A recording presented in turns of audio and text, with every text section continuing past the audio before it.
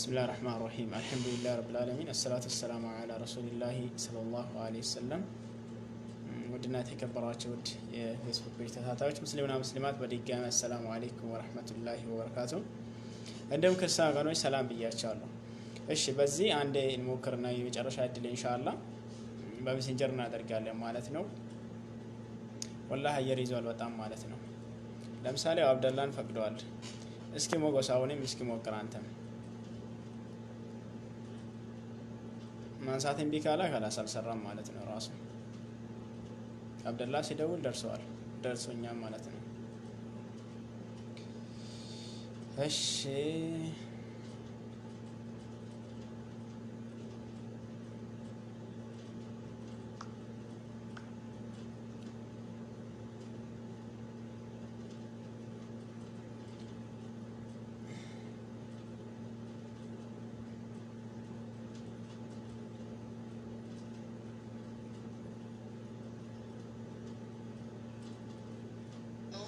እስኪ የመጨረሻ እንሞክርና እንዴ ካላ በሜሴንጀር እናደርጋለን። መበስ እስኪ ደውልልኝ ለኔ ማለት ሊንክስ ላክልኝ ገባ ብላ ወይ እስኪ ገባ ብልና አንድ ሊንክስ ላክልኝ። እምቢ ካላ ያው በሜሴንጀር እናደርጋለን። ኦኬ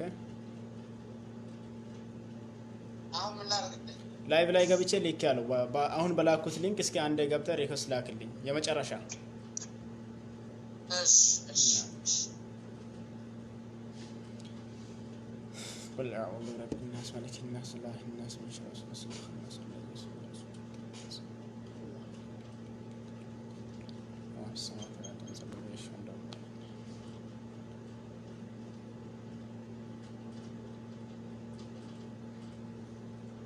እና እኛው እኮ ዋይፋይ አይደለም የምንጠቀመው። ስለዛ አው ደካማ ይሆናል። አንዳንድ ቀን በደንብ ይሰራል፣ አንዳንድ ቀን ደካማ ይሆናል። በሴም ካርድ ስለሆነ የምንጠቀመው። እስኪ ሞገስ የመጨረሻ ሞክርልኝ። አዑዙ ቢላሂ ሚነሽ ሸይጣን ረጂም።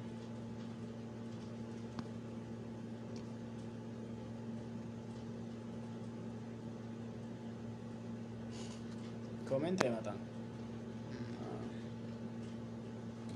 ቢስሚላህ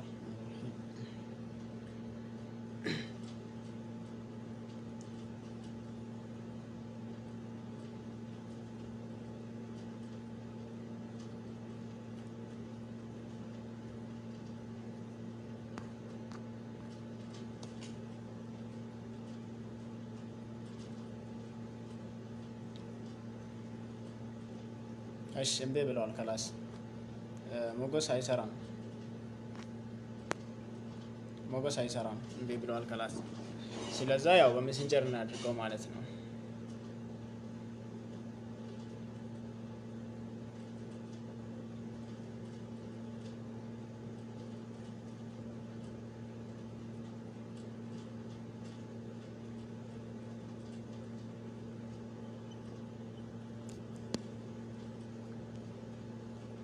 እሺ ሼር አድርገው ከላስ በእንትን እንሞክራለን። አልደረሰም ሞገስ አልደረሰም እኔ ጋር።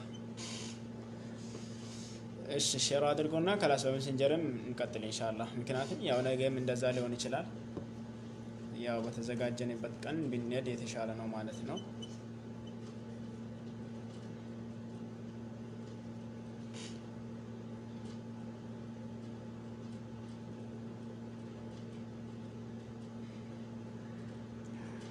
ጌታቸው አረ ፈገግ ታስብለኝ እስኪ። እሺ ከላስ በሜሴንጀር እንሞክር። እንደዛ ከሆነ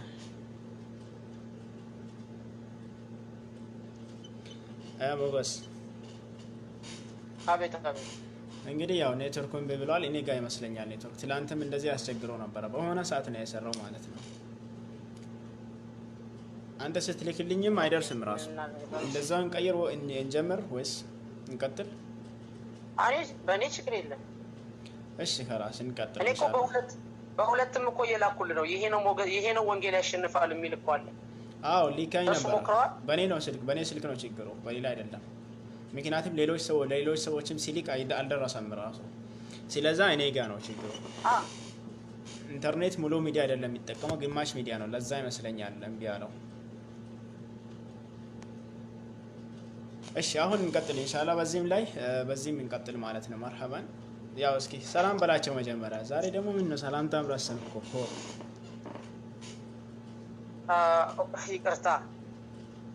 ይቅርታ አስገብተኛል እንዴ? አዎ ሰላም ልበል? አዎ ሰላም በላቸው። እሺ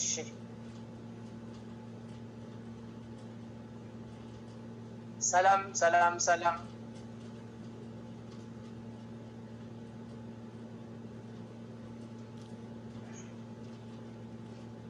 ሞገስ ሄሎ ሞገስ ይሰማል?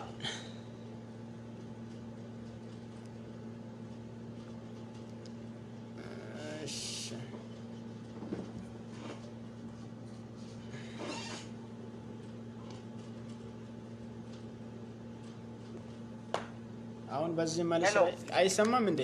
ጸጥ አለ ድምጽህ ማለት ነው። ቆይ እስኪ እንትን አለብኝ እኮ ትንሽ በዚህ በዛ ሲሆን ኦኬ። እስኪ ምልክት አሳየኝ ሰላምታ እንድጀምር።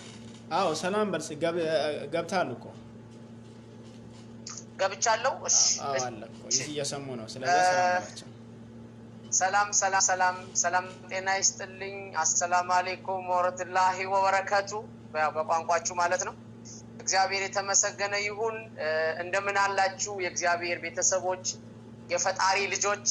መጽሐፍ ቅዱሳችን እንደሚናገረው እግዚአብሔር ሰውን በመልኩና በአምሳሉ ፈጠረው ይላል። ስለዚህ ሰው ሁሉ በእግዚአብሔር መልክና አምሳል ስለተፈጠረ ሁላችንም የእግዚአብሔር ልጆች ነን፣ በእግዚአብሔር አምሳል የተፈጠርንና በጣም ደስ ብሎኛል። ዛሬ ደግሞ ስላገኘኋችሁ በዚህ ርዕስ ደግሞ ልንነጋገር የእግዚአብሔር አምላካችን ፈቃድ ሆኖ ከወንድማችን ጋር በዚህ ሁኔታ ስለተገናኘን እናንተንም እጅግ አድርጌ አመሰግናለሁ። ወንድማችንንም ሸምስንም በጣም ነው የማመሰግነው። ሰላም ለእናንተ ይሁን። እሺ ያው ርዕሳችን ባይብል የሆነ ሴት ልጅን አይጮቅንም ወይም ሴቶችን አይጮቅንም የሚለው ነበራ። ስለዛ ኢንሻአላህ በደቂቃ 5 ደቂቃ ቢሆን ደስ ይለኛል። ከፈለክም ይጨመር ከፈለክም ይቀነስ ማለት ነው። በዛ ርዕስ አድርገን ብንወያይ የተሻለ ነው። መልካም 5 ደቂቃ በቂ ይመስለኛል ሞገስ። እሺ 5 ደቂቃ አንተ ባይብል አይጮቅንም ያልካቸውን ማስረጃዎችን ታቀርባለህ። ከዛ ምን 5 ደቂቃ ይጮቅናል የሚለው ማስረጃዎችን አቀርባለሁ። ከዛም ያው እያለን እንቀጥላለን። ከዚህ በፊት እንደለመድነው ማለት ነው። መቀጠል ትችላለህ። መልካም እሺ። እግዚአብሔር የተመሰገነ ይሁን። እንግዲህ እኔ በመጀመሪያ ጴንጤ የሚባለው ወይንም አማኝ የሚባለው ዳግም የተወለደው የእግዚአብሔር ልጅ ነኝ። በዛ ማህበር ውስጥ ነው ያለሁት። 66ቱን መጽሐፍ ቅዱስ ነው ማምነው። 66ቱን መጽሐፍ ቅዱስ ነው ማምነው። ስለዚህ መጽሐፍ ቅዱሳችን ውስጥ ሴቶች በመጽሐፍ ቅዱሳችን ከወንዶች ጋር ምንም አይነት ልዩነት የላቸው። ለዚህም ማስረጃዎቼ እግዚአብሔር ሰዎችን እኩል አድርጎ እንደፈጠረ፣ በጾታ የለያቸው፣ ሴትና ወንድ አድርጎ የፈጠራቸው፣ ሴትና ወንድ አድርጎ በመፍጠሩ ደግሞ ትዳር የሚባለውን ነገር ራሳቸውን እንዲተኩ በማድረግ የገዥነት ስልጣናቸውን ወይንም ደግሞ በምድር ላይ የፈጠረውን ፍጥረት በሙሉ እንዲገዛለት እንዲቆጣጠርለት ስለፈለገ እግዚአብሔር ሰውን በመልኩና በአምሳሉ ፈጥሯል። ስለዚህ ሰውን ሲፈጥር እግዚአብሔር በሴትና በወንድ መካከል ምንም አይነት ልዩነት የለም። መጽሐፍ ቅዱስ ሲናገር በዘፍጥረት ምዕራፍ 1 ቁጥር 28 ላይ እግዚአብሔርም አለ ሰውን በመልካችን እንደ ምሳሌያችን እንፍጠር፣ የባህርን አሶችና የሰማይን ወፎች እንስሳትንና ምድርን ሁሉ በምድር ላይ የሚንቀሳቀሱትንም ሁሉ ይግዙ ነው ያለ። ስለዚህ ሰው የተፈጠረው እግዚአብሔር የፈጠራቸውን ፍጥረታት በሙሉ ለመግዛት ነው። በዚህ መግዛት በሚለው የሰው ልጅ ባህሪ የሰው ልጅ ስልጣን ውስጥ ልዩነት የለም። ሰው ማለት ወንድና ሴት ነው። ስለዚህ እነዚህ ወንድና ሴት የተባሉ እግዚአብሔር በመልኩና በአምሳሉ የፈጠራቸው የሰራቸው ያበጃጃቸው የሰው ዘሮች አዳምና ሔዋን ወይም አደምና ሐዋ ፍጥረታትን በሙሉ እኩል ሊያስተዳድሩ ነው የተሰሩት። ነገር ግን እግዚአብሔር በመጀመሪያ አዳምን ሰራው፣ አዳምን አበጀው። ከዛም በኋላ አዳም ብቻውን ይሆን ዘንድ መልካም አይደለም ብሎ ተናገረና አዳም ላይ እንቅልፍ አለበት ይላል መጽሐፍ ቅዱስ ላይ። ይሄንንም የምናገኘው በዚህ በዘፍጥረት መጽሐፋችን ምዕራፍ 2 ቁጥር 21 ጀምሮ ነው። ስለዚህ እግዚአብሔርም አምላክ በአዳም ከባድ እንቅልፍ አለበት፣ አንቀላፋም። ከጎኑም አንዲት አጥንት ወስዶ ስፍራውን በስጋ ሞላው። እግዚአብሔር አምላክም ከአዳም የወሰዳትን አጥንት ሴት አድርጎ ሰራት፣ ወደ አዳምም አመጣት። አዳምም አለ ይህች አጥንት ከአጥንቴ ናት፣ ስጋም ከስጋዬ ናት፣ እርሷም ከወንድ ተገኝታለችና ሴት ትባል። ስለዚህ ሰው አባቱንና እናቱን ይተዋል፣ በሚስቱም ይጣበቃል፣ ሁለቱም አንድ ስጋ ይሆናሉ። እኩል ናቸው፣ ምንም የሚለያቸው ነገር የለም። አዳምም ሚስቱን ሁሉም ራቆታቸውን ነበሩ፣ አይተፋፈሩም ነበር ይላል። ስለዚህ መጀመሪያ የተፈጠረው መጀመሪያ ከአፈር የተበጀው አዳም ነው። ስለዚህ እግዚአብሔር ፈጣሪያችን አዳም ብቻውን ይሆን ዘንድ መልካም እንዳልሆነ ሲያውቅ ከጎን አጥንቱ አንድ አጥንት አወጣና ሴትን ሰራለት። ሔዋን ወይንም ሐዋ አላት። ከጎን አጥንቱ ሴት ልጅ መሰራቷ ረዳት እንድትሆንለት፣ አጋዥ እንድትሆንለት። ፈጣሪያችን እግዚአብሔር ሔዋንን ከእግሩ ጣት ቆርጦ አላወጣትም፣ ወይንም ከእጁ አላወጣትም፣ ከጎድን አጥንቱ ነው ያወጣት። ይሄ ጎድን አጥንት ማለት ደግሞ ልባችንን፣ ኩላሊታችንን፣ ሳምባችንን፣ ጉበታችንን የሚሸፍንልን ዋናውን የሰውነታችንን ክፍል የሚሸፍንልን የሚይዝልን ቦታ ነው። ስለዚህ ሔዋንም የተፈጠረችው ወንድን እንድታግስ እንድትረዳ፣ እኩል አብራ የሰው ልጅ ሆና እኩል ስራን እንድታስኬድ ነው። ስለዚህ በመጽሐፍ ቅዱሳችን በየትኛውም ቦታ ሴትና ወንድ የተለያየ ማንነት የላቸው። መጽሐፍ ቅዱሳችን ለወንድ ከፍ ያለ ቦታ፣ ለሴት ዝቅ ያለ ቦታ አይሰጥም። ወደሚቀጥለው ርዕሳችን እንመጣለን። በዚሁ አቅጣጫ አንተ የምትናገረውን ጠይቅና ከዛ ከምትናገረው ተነስቼ ደግሞ መልሶችን እናገራለሁ። አንድ ደቂቃ አመሰግናለሁ። ከፈለክ ጨርሰሃል? አይ ችግር ጨርሰሃል፣ ሰዓቱ ራሱ አልቋል። ከላስ እሺ፣ መርሐባን ውድና የተከበራችሁ ተመልካቾቻችን፣ ኢንሻአላህ ያው ብዙም እስላም ውስጥ ላይ ገብቼ እንትን የምልበት አይደለም። ውይይቱ ያው የባይብል ስለሆነ ማለት ነው። ነገር ግን በምዕራፍ 4 አንቀጽ 7 ላይ ሱረቱ ኒሳ ላይ አምላካችን አላህ ሱብሓነሁ ወተዓላ ቁርአን ውስጥ ላይ የሴቶች ምዕራፍ በማለት ያስቀምጠዋል። በዛ ውስጥ ላይ የሴት ደረጃን ሲያስቀምጥ ወንዶች ከአባት ወይም ከእናት ያስቀመጡትን ንብረት ሲካፈሉ ሴትም እንደዛው መካፈል እንደምትችል ለሷም መብት እንዳላትና ለሷም ሐቅ እንዳላት ግልጽ አድርጎ ያስቀምጣል ማለት ነው። የሴት ደረጃን ለማየትና ሴቶችን እስላም ጨቁኗል ወይ በሚለው ላይ ብናይ ይሄ በቂ ነው። ወደ ባይብል ሲመለስ ከኦሪት ዘፍጥረት ጀምራለሁ። ዘፍጥረት ምዕራፍ 3 ቁጥር 16 ላይ ቢታዩት ሴት ልጅን ሐዋን በሰረችው ጥፋት ወይም እናታችን ሐዋ በሰረችው ጥፋት ለሴቲቷም ማላ በጸነስሽ ጊዜ ጭንቅሽን እጅግ አበዛለሁ፣ ፍቃድሽን ወደ ባልሽ ሆናል፣ እርሱም ገዥሽ ሆናል፣ በጭንቅም ትወልጃለሽ በማለት ያስቀመጠ። እዚህ ጋር አንድ ሴት ለሰረችው ኃጢአት አሁን እህቶቻችን ምናልባት ጽንስ በሆድ ውስጥ ላይ ተቀመጠ እናንተ ታውቃላችሁ፣ እኔም በተወሰነ ስለሚማር ምን ያህል ስቃይ እንዳለ አውቀዋለሁ። አንድ ሴት በሰረችው ዓለም ላይ ያሉት ሴቶች ሁሉ እየተሰቃዩ ነው በማለት ያስቀምጣል። በኦሪት ዘሌዋውያን ምዕራፍ 12 ቁጥር 2 እስከ 3 ባለው ላይ ቢታዩት ለእስራኤል ልጆች እንዲህ ብለን ይገራቸው፣ ሴት ብታረግዝ ወንድ ልጅን ብትወልድ 7 ቀን ያህል የረከሰች ናት ይላል። በመውለዷ ብቻ 7 ቀን ያህል የረከሰች ነች በማለት ያስቀምጣል ማለት ነው። በኦሪት ዘሌዋውያን ምዕራፍ 12 እዛው 5 ላይ ሴት ልጅ ቢትወልድ ሴት ልጅን ቢትወልድ ማለት ነው። ሴት በተመሳሳይ 14 ቀን የረከሰች ናት። ወንድን ከወለደች 7፣ ሴትን ከወለደች 14። ወንድ 7 ነው ኦሬዲ፣ ሴት ደግሞ 14 ነው። 14 ቀን ሙሉ ሴት ስለወለደች ትረክሳለች ማለት ነው። የሴትና የወንድ ደረጃ እዚህ ጋር ቁልጭ አድርጎ ያስቀምጣል። ሁለተኛ ደግሞ ሴት በመውለዷ ብቻ ምን ያህል እንደረከሰችም ያሳያል ማለት ነው። በኦሪት ዘዳግም ምዕራፍ 22 ቁጥር 20 ላይ እስከ 21 ገብታችሁ ቢታዩት አንዲትን ሴት አንድ ሰው ለትዳር ወስዶ ድንግልና ከሌላት ነገር ግን እውነት ቢሆን ብላቴናቷ ድንግልና ባያገኛት ብላቴናቱን ወደ አባቱ ቤት ደጅ ያውጣት፣ በእስራኤል ዘንድ የሚገባ ነገር አድርግላቸውና በአባቷ ቤት አመንዝራለችና የከተማም ሰዎች እስኪትሞት ድረስ በድንጋይ ይውገራት ይላል ነብዩ ሰለላሁ ዐለይሂ ወሰለም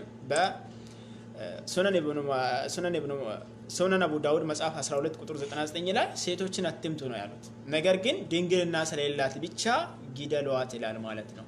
በኦሪት ዘዳግም ምዕራፍ 22 ከቁጥር 28 እስከ 29 ባለው ላይ ቢታዩት ማናቸውም ሰው ድንግልና ያላትን ያልታጨችን ልጃገረድ ወስዶ ቢደርስባት ቢያገኝባት ያ የደረሰበት ሰው 50 የብር ሰቅል ይውሰድና ለራሱ ለአባቷ ይስጣትና ለብላቴናው አባት ይስጥ አያስነውረዋልና ሚስት ትሆን ዘንድ በእድሜ ዘመን ሁሉ ሊፈታት አይገባው። ተቸገረች ምን ሆነች ራሱ ጉዳይ ማለት ነው። መጽሐፈ መክብብ ምዕራፍ 7 ቁጥር 26 ላይ እኔም ከሞት ይልቅ የመረረ ነገር መርምሬ አገኘሁ ይላል። የፈጣሪ ቃል ነው አስቡት። እርሷም ልቧ ወጥመድና መርባባ የሆነው እጆቿ እግር ብረት የሆነው ሴት ናት አለ። ከሞት ይልቅ የመረረ ማናት? ሴት ናት። በእግዚአብሔር ፊት መልካም የሆነ ከእርሷ ያመልጣል፣ ኃጢአተኛ ግን ይጠመድባታል አለ። ወደ አዲስ ኪዳን ስንመጣ በማቴዎስ ወንጌል ምዕራፍ 5 ቁጥር 31 ላይ ሚስቱን የሚፈታት ሁሉ የፍችን ጽሕፈት ይስጣት ተብሎ እንደተጻፈ ሰምታችኋል ወይም አንብባችኋል ማለት ይናገራል። እኔ ግን እላችኋለሁ ያለ ዝሙት ምክንያት ሚስቱን የሚፈታ ሁሉ አመንዝራ ያደርጋል አለ። የተፈተችውንም የሚያገባ ባሏ ፈቷታል ኦልሬዲ። ባሏ ከፈተ በኋላ የተፈተችንም የሚያገባ ያመነዝራል አለ። ታዲያ ወዴት ትሄድ ሚስት? ባሏ ፈቷታል፣ እሷን የሚያገባም እንዳመነዘረ ይናገራል ማለት ነው። በኤፌሶን ምዕራፍ 5 ቁጥር 22 ላይ ሚስቶች ሆይ ለጌታ እንደምትገዙ ለባሎቻችሁ ተገዙ፣ እንደምትገዙ ለባሎቻችሁ ተገዙ አለ። ሴት ልጅ ለፈጣሪ እንደሚሰግድ ፈጣሪን እንደምታምልክ ባሏን ማምለክ ግዴታ ነው ማለት ነው። ክርስቶስ ደግሞ የቤተ ክርስቲያን ራስ እንደሆነ እርሷም አካሏ የሚያድን እንደሆነ ባል የሚስት ራስ ነውና፣ ዳሩ ግን ቤተ ክርስቲያን ለክርስቶስ እንደምትገዛ እንዲሁ ሚስቶች ሁሉ ለባሎች ይገዙ በማለት ያስቀምጣል። 5 ደቂቃ ጨርሻለሁ፣ ይቅርታ።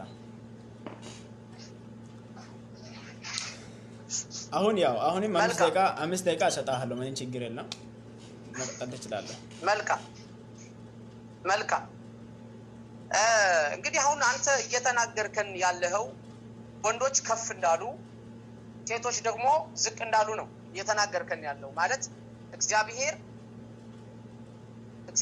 የሚያዳላ ለወንዶች ከፍታን የሚሰጥ ለሴቶች ደግሞ ዝቅታን የሚሰጥ እንደሆነ ነው እየነገርከን ያለ።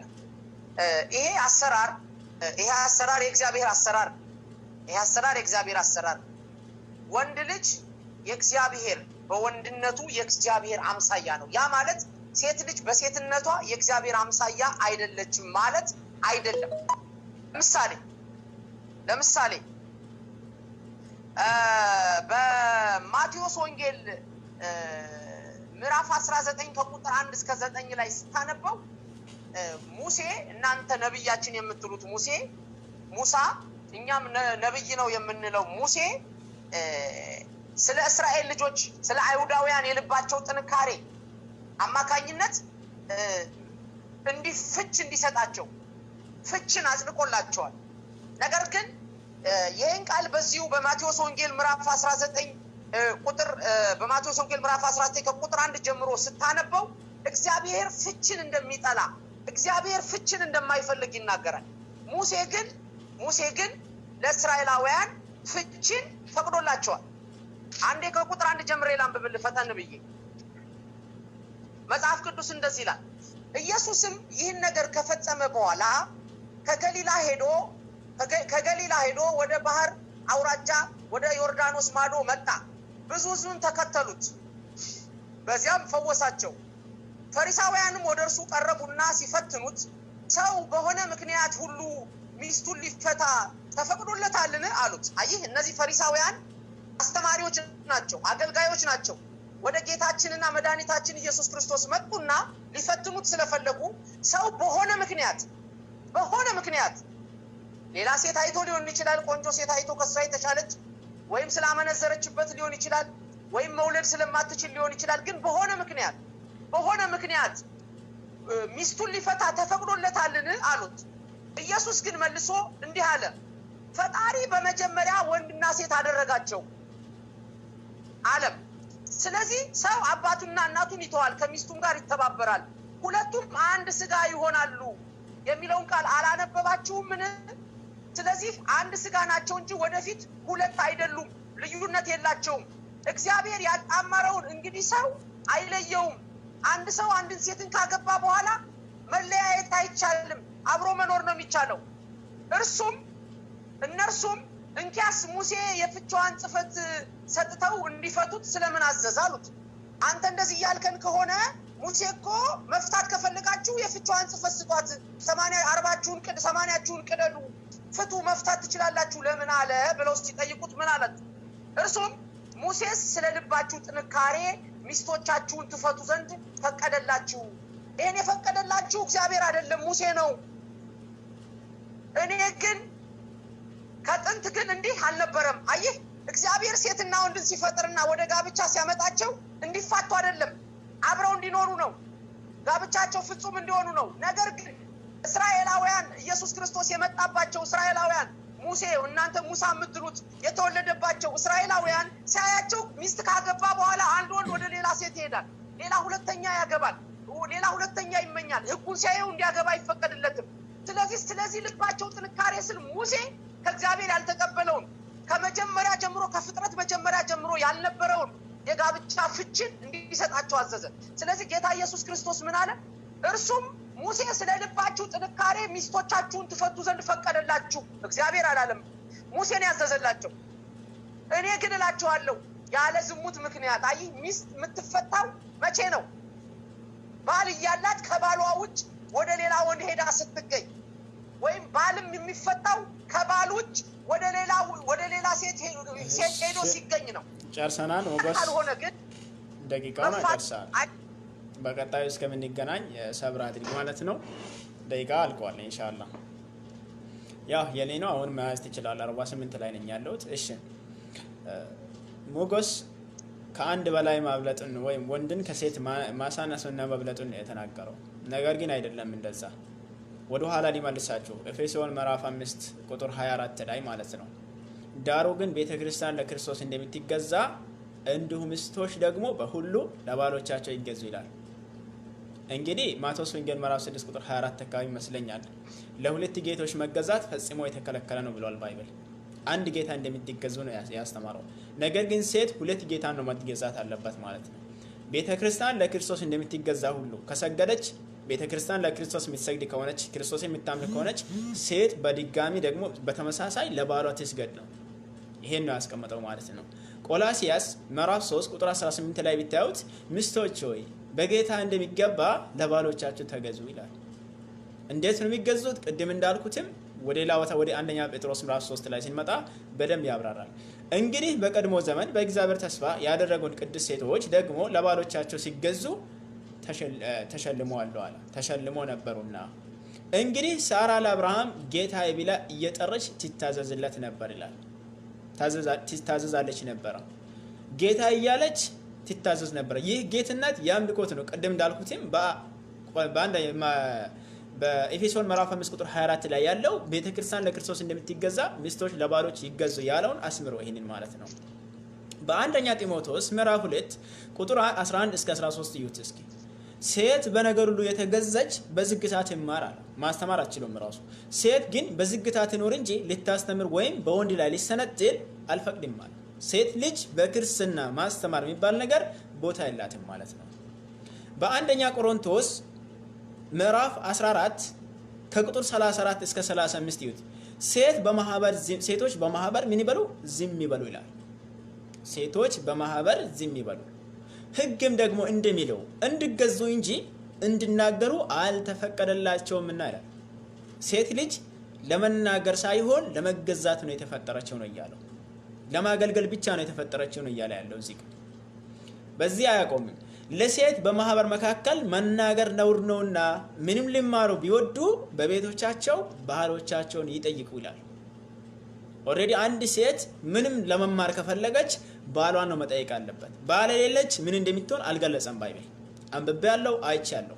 ነገር ግን ባል አለች ከሆነች ሚዲያ ላይ ወጣ የፈለገችን ማስተማር ይቅርና መጠየቅ እንኳን አትችልም የክርስቲያን ሴት። የእስላም ሴት ግን አላህ Subhanahu Wa Ta'ala ፈቅዷል። አዳብ ባለ መልኩ ማለት ነው። ህግ ባለ መልኩ ማለት ነው። ባል አለባበሷን አስተካክለ ልክ በአንደኛ ጢሞቴዎስ ምዕራፍ 2 ቁጥር 9 ላይ እንዳለው ሴት ልጅ ባለባበሷ ራሱን አስተካክላ በእስላም ማስተማር ትችላለች። በባይብል ደረጃ ሲንመጣ ደግሞ ሴት ልጅ ባሏን ታምልክ ለባሏ ታገልግል ነው ራሱ። ከዛ በኋላስ ግን ባሎች ሚስቶቻቸውን በትክክል የማስተዳደር ህግ አለው በደንብ እንዲጠብቁትና እንዲያንከባክቡት ይናገራል። ነገር ግን ባሎች እንዲያንከባክቡትና እንዲይዙት የግድ ሴት ልጅ ባሏን ማምለክ አለበት። ቤተክርስቲያን ለክርስቶስ እንደምትገዛ ሴት ልጅ ለባሏ መገዛት ግዴታ ነው ማለት ነው። ይሄን ነው የሚያሳየው ባይብል የሚያስቀምጠውም ራሱ ማለት ነው። ስለዛ ኢንሻአላህ ጨርሻለሁ ይመስለኛል። ደቂቃ 4 ደቂቃ ነው፣ ችግር የለም ይበቃል። ሞገስ እሺ አሁን አንተ የምትናገረው ዋና ፖይንት ስለሆነ ለአንተ ጥያቄ መልስ ለመስጠት እንዳንተ አሁን ለኔ የምሰጠኝ 5 ደቂቃ በቂ አይደለም። ስለዚህ ደቂቃ እንድትጨምርልኝ እለምንሃለሁ። ምንም ችግር የለም። 7 ደቂቃ አድርጌያለሁ። አብሽር። አሁን መልካም ይኸውልህ፣ አሁን ሴቶች አንተ እያልከኝ ያለው ሴቶች ዝቅ እንዳሉ ወንዶች ከፍ እንዳሉ ነው። አሁን ይሄ ያንተ አረዳድ ነው እንጂ አሁን ለምሳሌ በአንደኛ ቆሮንቶስ ምዕራፍ 14 ላይ የተናገርከው ሴቶች በማህበር ዝም እንዲሉ እንዳያስተምሩ የሚለው ቃል ሄደህ ያንን ዘመን ስታየው ይሄ የእግዚአብሔር ትእዛዝ አይደለም። ይሄ የጳውሎስ ትእዛዝ ነው። በአይሁዳውያን ዘንድ ሴቶች በእንደዚህ አይነት አገልግሎት አያገለግሉም ነበር። ከመጀመሪያም ጀምሮ ከነ ሙሴ ዘመን ጀምሮ ስትመጣ የክህነት አገልግሎት ለሴቶች አልተሰጠም ነበር። ሴቶች ዝቅ ስላሉ አይደለም የክህነት አገልግሎት ለሴቶች አልተሰጠም። ሴቶች የወንዶቻቸው ረዳቶች ስለሆኑ ወንዶቻቸው ደግሞ በእግዚአብሔር ፊት የሚቀርቡ ስለሆኑ ሴቶች አይቀርቡም እያልኩ ማስታወስ ነው። ሌላው በሐዋርያት ሥራ ምዕራፍ 2 ቁጥር 17 ላይ ሴቶችና ወንዶች እንዴት ማገልገል እንደሚችሉ መጽሐፍ ቅዱስ ይናገርናል። በሐዋርያት ሥራ ምዕራፍ 2 ቁጥር 17 ላይ በመጨረሻው ዘመን ይላል። በመጨረሻው ዘመን እግዚአብሔር እንዲህ ይላል፣ በመጨረሻው ቀን እንዲህ ይሆናል፣ ሥጋ በለበሰ ሁሉ ላይ ከመንፈሴ አፈሳለሁ፣ ወንዶችና ሴቶች ልጆቻችሁ ትንቢት ይናገራሉ። ትንቢት መናገር እግዚአብሔርን ማገልገል ነው። ይሄን በሐዋርያት ሥራ ምዕራፍ 2 ቁጥር 16 ላይ ታገኘዋለህ። 17 ላይ እግዚአብሔርን ማገልገል ለወንዶች ብቻ አይደለም የተሰጠ በአዲስ ኪዳን፣ በብሉይ ኪዳንም በርካታ እግዚአብሔርን ያገለገሉ ሰዎችን ማየት እንችላለን። ስለዚህ ሴቶች ልጆቻችሁና ወንዶች ልጆቻችሁ ትንቢትን ይናገራሉ፣ ጎበዞቻችሁም ራእይን ያያሉ፣ በወንዶችና በሴቶች ባሪያዎቼ ላይ ከመንፈሴ አፈሳለሁ። ስለዚህ በመጽሐፍ ቅዱሳችን በአዲስ ኪዳን ሴቶችም እንዲያገለግሉ ተፈቅዷል። ሌላው ሳራ አብርሃምን ጌታዬ ትለው ነበረ። ስለዚህ ጌታዬ ማለት አምልኮ ነው ብለኛል። ይሄ ትክክል አረዳድ አይደለም። ጌታዬ ብላ የጠራችው የአክብሮት ጌታነት ነው። ለምሳሌ መጽሐፍ ቅዱስ ምን ይላል መሰለ? በምድር ላሉ ጌቶቻችሁ ተገዙ ይላል። በምድር ላሉ ጌቶቻችሁ ተገዙ ብሎ መጽሐፍ ቅዱስ ለጠማማው እንኳን ጌታ ቢሆን ተገዙ ሲል፣ ለምሳሌ እኔ በምሰራበት መስሪያ ቤት ማናጀሬ ጌታዬ ነው፣ አለቃዬ ነው፣ እታዘዘዋለሁ፣ ግን አላመልከውም። ተረዳኸኝ? ስለዚህ ሳራ አብርሃምን ጌታዬ ብላ ትጠራዋለች ብሎ ሲናገር እያመለከችው አይደለም። የከበሬታ የባልነት አሁን እኮ ባለንበት በእኛ ዘመን በእናቶችና አባቶቻችን ዘመን እኮ አባት ከቤት ሲገባ ከስራ ውሎ እናት ትነሳለች፣ እቃውን ሄዳ ትቀበላለች፣ እንዴት ዋልክ ሰላምን ታከብረዋለች። ባል ይከበራል። መጽሐፍ ቅዱስ ሴቶች ለባሎቻችሁ ተገዙ ነው የሚል። አይ ታዘዙ፣ አክብሯቸው። ወንዶች ደግሞ ሚስቶቻችሁን ውደዱ። አይ አሁን አንተ የተናገርከው ነገር የአምልኮ እግዚአብሔርን እንደምናመልክ አይደለም። አንተ የተናገርከው እንደዛ ነው። መጽሐፍ ቅዱስ ግን የሚለን ሴት ልጅ ባሏ ለባሏ ትገዛ ሲል ባሏን ታክብር፣ ለባሏ ትታዘዝለት። ባል ነው፣ የቤት ራስ ነው፣ ሰርቶ ሄዶ የሚያመጣ ነው፣ ለፍቶ ደግሞ ቤተሰቡን የሚያስተዳድር ነው። ከበሬታ ይገባዋል፣ ይሰደድለት ማለት አይደለም። ሌላው ለሁለት ጌቶች መገዛት አትችሉም ብሎ ጌታ ኢየሱስ ክርስቶስ ሲናገር ለሁለት ጌቶች የሚለው ቃል አንተ ስላላነበብከው ነው እንጂ ሙሉውን ሂደህ ስታየው ለገንዘብና ለእግዚአብሔር መገዛት አትችሉም፣ ይሄ ጌቶች ብሎ ለሁለት ጌቶች ብሎ ጌታ ኢየሱስ ክርስቶስ ሲናገር አንደኛው ጌታችን ገንዘብ ነው፣ አንደኛው ጌታችን ፈጣሪያችን አምላካችን ነው።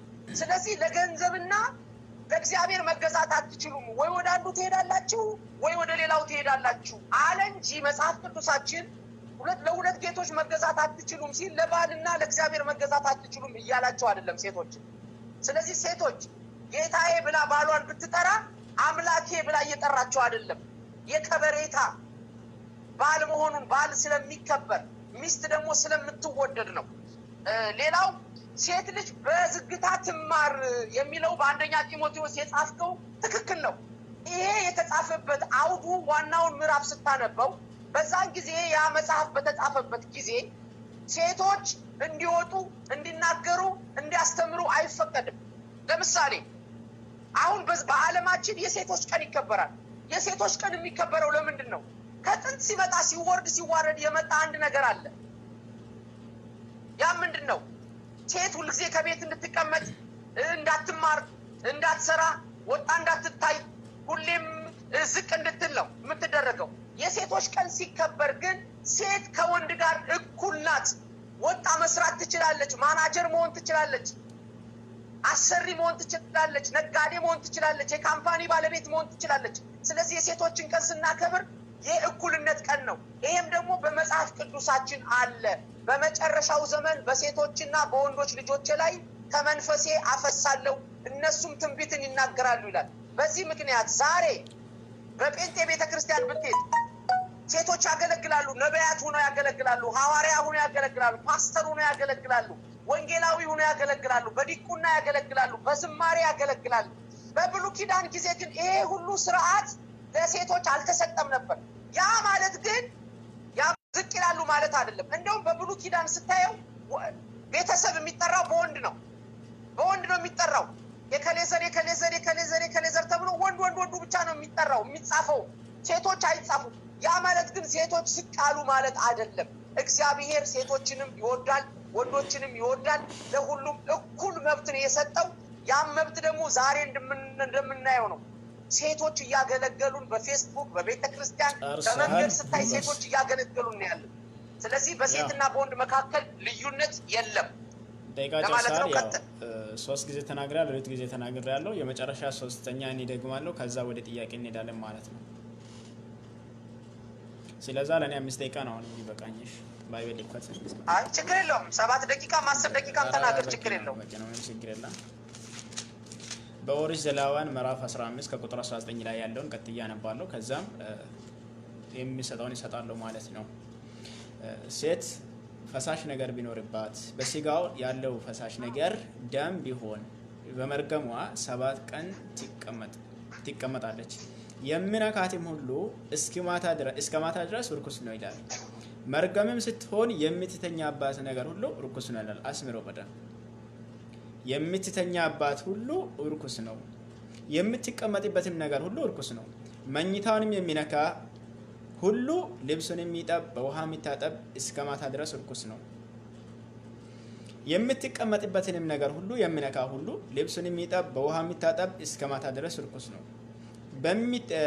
በመኝታዋም ላይ ወይም በምትቀመጥበት ነገር ላይ ቢሆን ሲነካው እስከ ማታ ድረስ ርኩስ ነው። ማንም ከእርሷ ጋር ቢተኛ መርገሟን ቢነካ 7 ቀን ርኩስ ነው። የምትተኛባት ሁሉ ርኩስ ነው ይላል። እዚህ ጋር አስምራቸዋል። አንዲት ሴት የወር አበባ ላይ ከሆነች እሷ ይቅርና እሷን የሚነካ ርኩስ ይሆናል። የተቀመጠችበት ርኩስ ይሆናል። የተኘችበት ርኩስ ይሆናል። የያዘችው ዕቃ ሁሉ ርኩስ ይሆናል ማለት ነው። ይህ ማለት ሴት ልጅ በዛ በወር አበባ ምክንያት ብቻ ቆሻሻ ነች ማለት ነው። ራሱ የመጨረሻ ርኩስ ነች ማለት ነው። በኢማሙ ሙስሊም መጽሐፍ 6 ቁጥር 4 ላይ ቢታት አይሻ ረዲየላሁ ዐንሃ እኔ የወር አበባ ላይ ያለው ጭኔ ላይ ተቀምጦ ተደግፈው ረሱል ሰለላሁ ዐለይሂ ወሰለም ቁርአን ይቀብሩ ነበር ብለዋል። አስምሮት እስኪ ኢማሙ ሙስሊም መጽሐፍ 3 ቁጥር 10 ላይ አይሻ ረዲየላሁ ዐንሃ የወር አበባ ላይ ሆኜ የአላህ መልእክተኛ ሰለላሁ ዐለይሂ ወሰለም ጠጉር አበጥር ነበር አጥብ ነበር ብላለች ማለት ነው። ሱነን ነሳኢ መጽሐፍ 1 ሐዲስ 279 ላይ ቢታት አይሻ ረዲየላሁ ዐንሃ የወር አበባ ላይ ሆኜ የአላህ መልእክተኛ ሰለላሁ ዐለይሂ ወሰለም ጠጉር አጥብ ነበር በማለት ተናግራለች።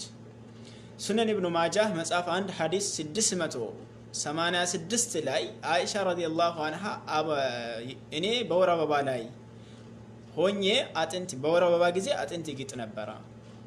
ከኔም ይወስዱና ረሱል ሰለላሁ ዐለይሂ ወሰለም አፌ ያረፈበትን ቦታ ላይ አፋቸውን በማሳረፍ ይግጡ ነበር። መጽሐፍ ቅዱስ ላይ ቅድም እሷን የሚነካ ሁሉ ርኩስ ነው ተብለዋል።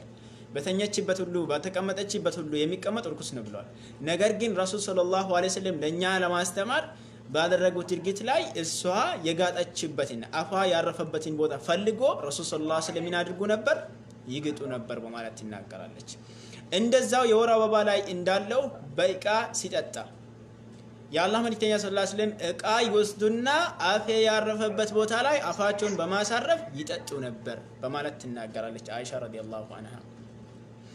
ሱነን ኢብኑ ማጃህ ሐዲስ 1 ሱነን ኢብኑ ማጃህ መጽሐፍ 1 ሐዲስ 675 ላይ አይሻ ረዲየላሁ ዐንሃ ከመስጂድ መስገጃ ነገር እንዲያመጡት ሲጠይቁ የወር አበባ ላይ ነኝ አለች ስትል የወር አበባሽ እኮ በእጅ አይደለም ያለ በማለት መለሱ ማለት ነው። ስለዛ በእስላም አንዲት ሴት በወር አበባ ላይ ከሆነች ፈጽሞ ርኩስ አይደለችም። ከሷ ጋር የማይፈቀደው ብቻ ግንኙነት ነው። መብላት፣ መጠጣት፣ መተኛት ርኩስ የሚያደርግ ነገር አይደለም። ቅድም ባይብል ላይ እንዳነበብኩት አንዲት ሴት የተቀመጠችበት ርኩስ ነው። እሷ በተቀመጠችበት ቦታ ላይ የተቀመጠም እስከ ማታ ድረስ ርኩስ ነው። እሷ የለበሰችንም ልብስ የያዘችውን ነገር አጠቃላይ በሌላ ቦታ ላይ ነው ሸክላ ሁሉ ከያዘች ሲበሩት ነው የሚለው። እንጨት ከሆነ ደግሞ የብረት ከሆነ ይጠቡት በማለት ይናገራል። የወንዶችንም ሲናገር ማለት ነው። ስለዚህ አይን ይመስላል። ሞገስ ጨርሻለሁ። ወደ ጥያቄ መሄድ እንችላለን።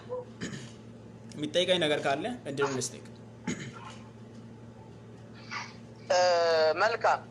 አሁን አንተ እንግዲህ ከመጽሐፍ ቅዱስና ከቁርአን ነው እያነጻጸርክ የሰጠህንና በዚህ በመጽሐፍ ቅዱሳችን በብሉይ ኪዳን የተጻፈው ማለት ነው የነገርከን በዚህ በዘሌዋውያን ምዕራፍ 12 ላይ የተጻፈው ሴት ልጅ በወር አበባ ላይ ስትሆን ርኩስ ናት ማለት ምን ማለት ነው? ርኩስ ናት ማለት አሁን ለምሳሌ ጠየቀኝ። ርኩስ ናት ማለት አሁን በመጽሐፍ ቅዱሳችን መሰረት ልትረዳው አትችልም። አሁን ርኩስ ናት ማለት ልነግርህ ነው፣ ጥያቄ አይደለም። ርኩስ ናት ማለት ለምሳሌ ያ የሚወጣው ደም ጤነኛ ደም አይደለም፣ ፈሳሽ አላት። እግዚአብሔር ወንድም ፈሳሽ እንኳን ቢኖረው ከሰፈር ይውጣ ይላል። እንደውም አሁን ለምሳሌ አንድ ሰው በለምጥ ቢመጣ የለምጥ በሽታ ቢያገኘው ከከተማ ይውጣ፣ ከከተማ አስወጥታችሁ አስቀምጡት ይላል መጽሐፍ ቅዱስ። ይሄ ሰው እግዚአብሔር ነው በመልኩና በአምሳሉ የፈጠረው። ነገር ግን ለምጥ ስለተገኘበት ከከተማ ይውጣ ይላል መጽሐፍ ቅዱስ። ያ ማለት ይሄን ሰው እግዚአብሔር ጠልቶታል ማለት ነው? አይደለም። ተረዳኸኝ? ስለዚህ በሴት ልጅ የወር አበባ በሆነችበት ሰዓት ቤተክርስቲያን እንድትሄድ ቤት እንድትቀመጥ ሌላም ሰው እንዳይነካት አይፈቀድም ነበር። ለምን? ይሄ የእግዚአብሔር ሕግ ነው። ረከሰች ስትባል ሴት ልጅ ርኩስ በኃጢአት የመጣ ርኩሰት አይደለም። ፈሳሽ ስላለባት ማንም ሰው አይነካትም። ለምሳሌ በብሉይ ኪዳን ጊዜ እግዚአብሔርን የሚያገለግሉ እነዚህ በነቢያትነት በሐዋርያትነት ወይም በናዝራዊነት የሚቀቡ ሰዎች የሞተ ነገር አይነኩም፣ ትኩስ ሬሳ አይነኩም። ለምን? ያረክሳቸዋል። በእኛ ሰዓት አሁን ሰው ሲሞት እኔ እናቴ ስትሞት በቃ ይዣት አልቅሻለሁ፣ ሬሳ ነው ያረክሳል ማለት ነው? አይደለም። መጽሐፍ ቅዱሳችን ሁለት ክፍሎች አሉት። መጽሐፍ ቅዱሳችን ሁለት ክፍሎች አሉት። ወደ ረጅም ነው የሄድከው። አንደኛ እስኪ ጥያቄ ነበር ያልኩት፣ አንተ ገና ወደ ማስረዳት ነው የሄድከው ማለት ነው። በመጀመሪያ ደረጃ ለምጽና ወይም የወር አበባን ልታገናኘው አትችልም። ራሱ ሰማይና ምድር ነው፣ አንድ ብለህ ያዝ። ሲቀጥል ደግሞ እንኳን እሷን እንዳትነኩት ነው ያለው። የነከሰው ለምንድን ነው ርኩስ የሚሆነው? እዚህ ጋር እስኪ መልስልኝ። እሷን ነካ፣ ለምንድን ነው ርኩስ የሚሆነው? እሷ ፈሳሽ አላታ። ስለዚህ የእሷ ፈሳሽ ወደ እሷ ተመልሷል ማለት ነው? አይደለም። እና አይደለም። ይኸውልህ በብሉይ ኪዳን አሁን ያልገባ አንድ ነገር አለ። አሁን በብሉይ ኪዳን ምን አይነት ሕግ አለ መሰለ? አይሁዳኖች አብሳው ልመልስልህ ነው። አይሁዳኖች ኃጢአት ይሰሩና ኃጢአታቸውን ወደ ካህኑ ይዘው ይሄዳሉ። ኃጢአታቸውን ሊጸዱ ወደ ካህኑ ይዘው ሄዱና ካህኑ ደግሞ ምን ይላቸዋል? አንድ የበግ ጠቦት ይዘና ይለዋል። አንድ የበግ ጠቦት ይዘልና ይለውና ካህኑ ያን የበግ ጠቦት ኃጢአት የሰራው ሰው አመንዝሮ ሊሆን ይችላል፣ ወይ ዋሽቶ ሰርቆ፣ ወይ ሰው ገድሎ ሊሆን ይችላል። ያን የበግ ጠቦት ወይም የፍየል ጠቦት ይዞ ይሄድና እጁን በጠቦቱ ላይ ይጭንና ይናዘዝና ኃጢአቱ ይሰረይለታል። ያ በግ ወይም ያ ፍየል ወደ ምድረ በዳ ይሄድና ይለቀቃል፣ እንስሳ አውሬ እንዲበላው።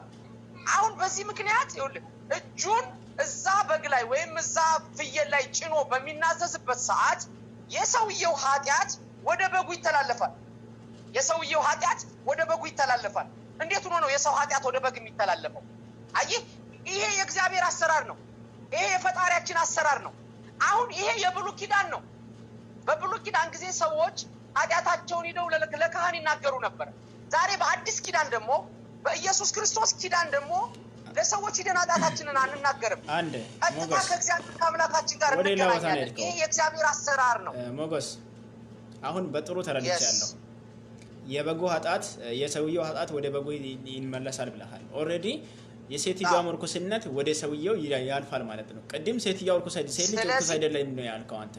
እርኩስ ነች እንጂ ያ ነገር በመውጣቱ ሳይሆን ራሷ እርኩስ ነች። ስለዛ የሷ እርኩስነት እሷ ወደ ተቀመጠችበት ይመጣል። እሷ ከተነሳች በዛ ቦታ ላይ የሚቀመጥ ኦልሬዲ ያ ሰው እርኩስ ነው ማለት ነው።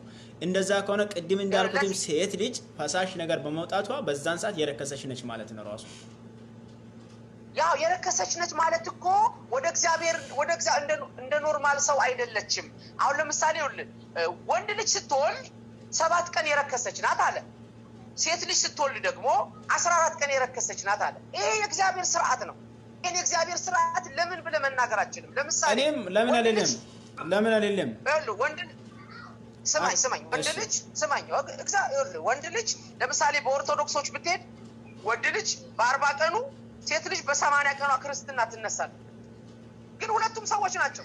ሁለቱም የእግዚአብሔር ፍጥረቶች ናቸው። ግን ለምን ብለህ አትጠይቅም። ምክንያቱም እነሱ የሚነግሩ ስርዓት አለ፣ ሲወርድ ሲዋረድ የመጣ ስርዓት።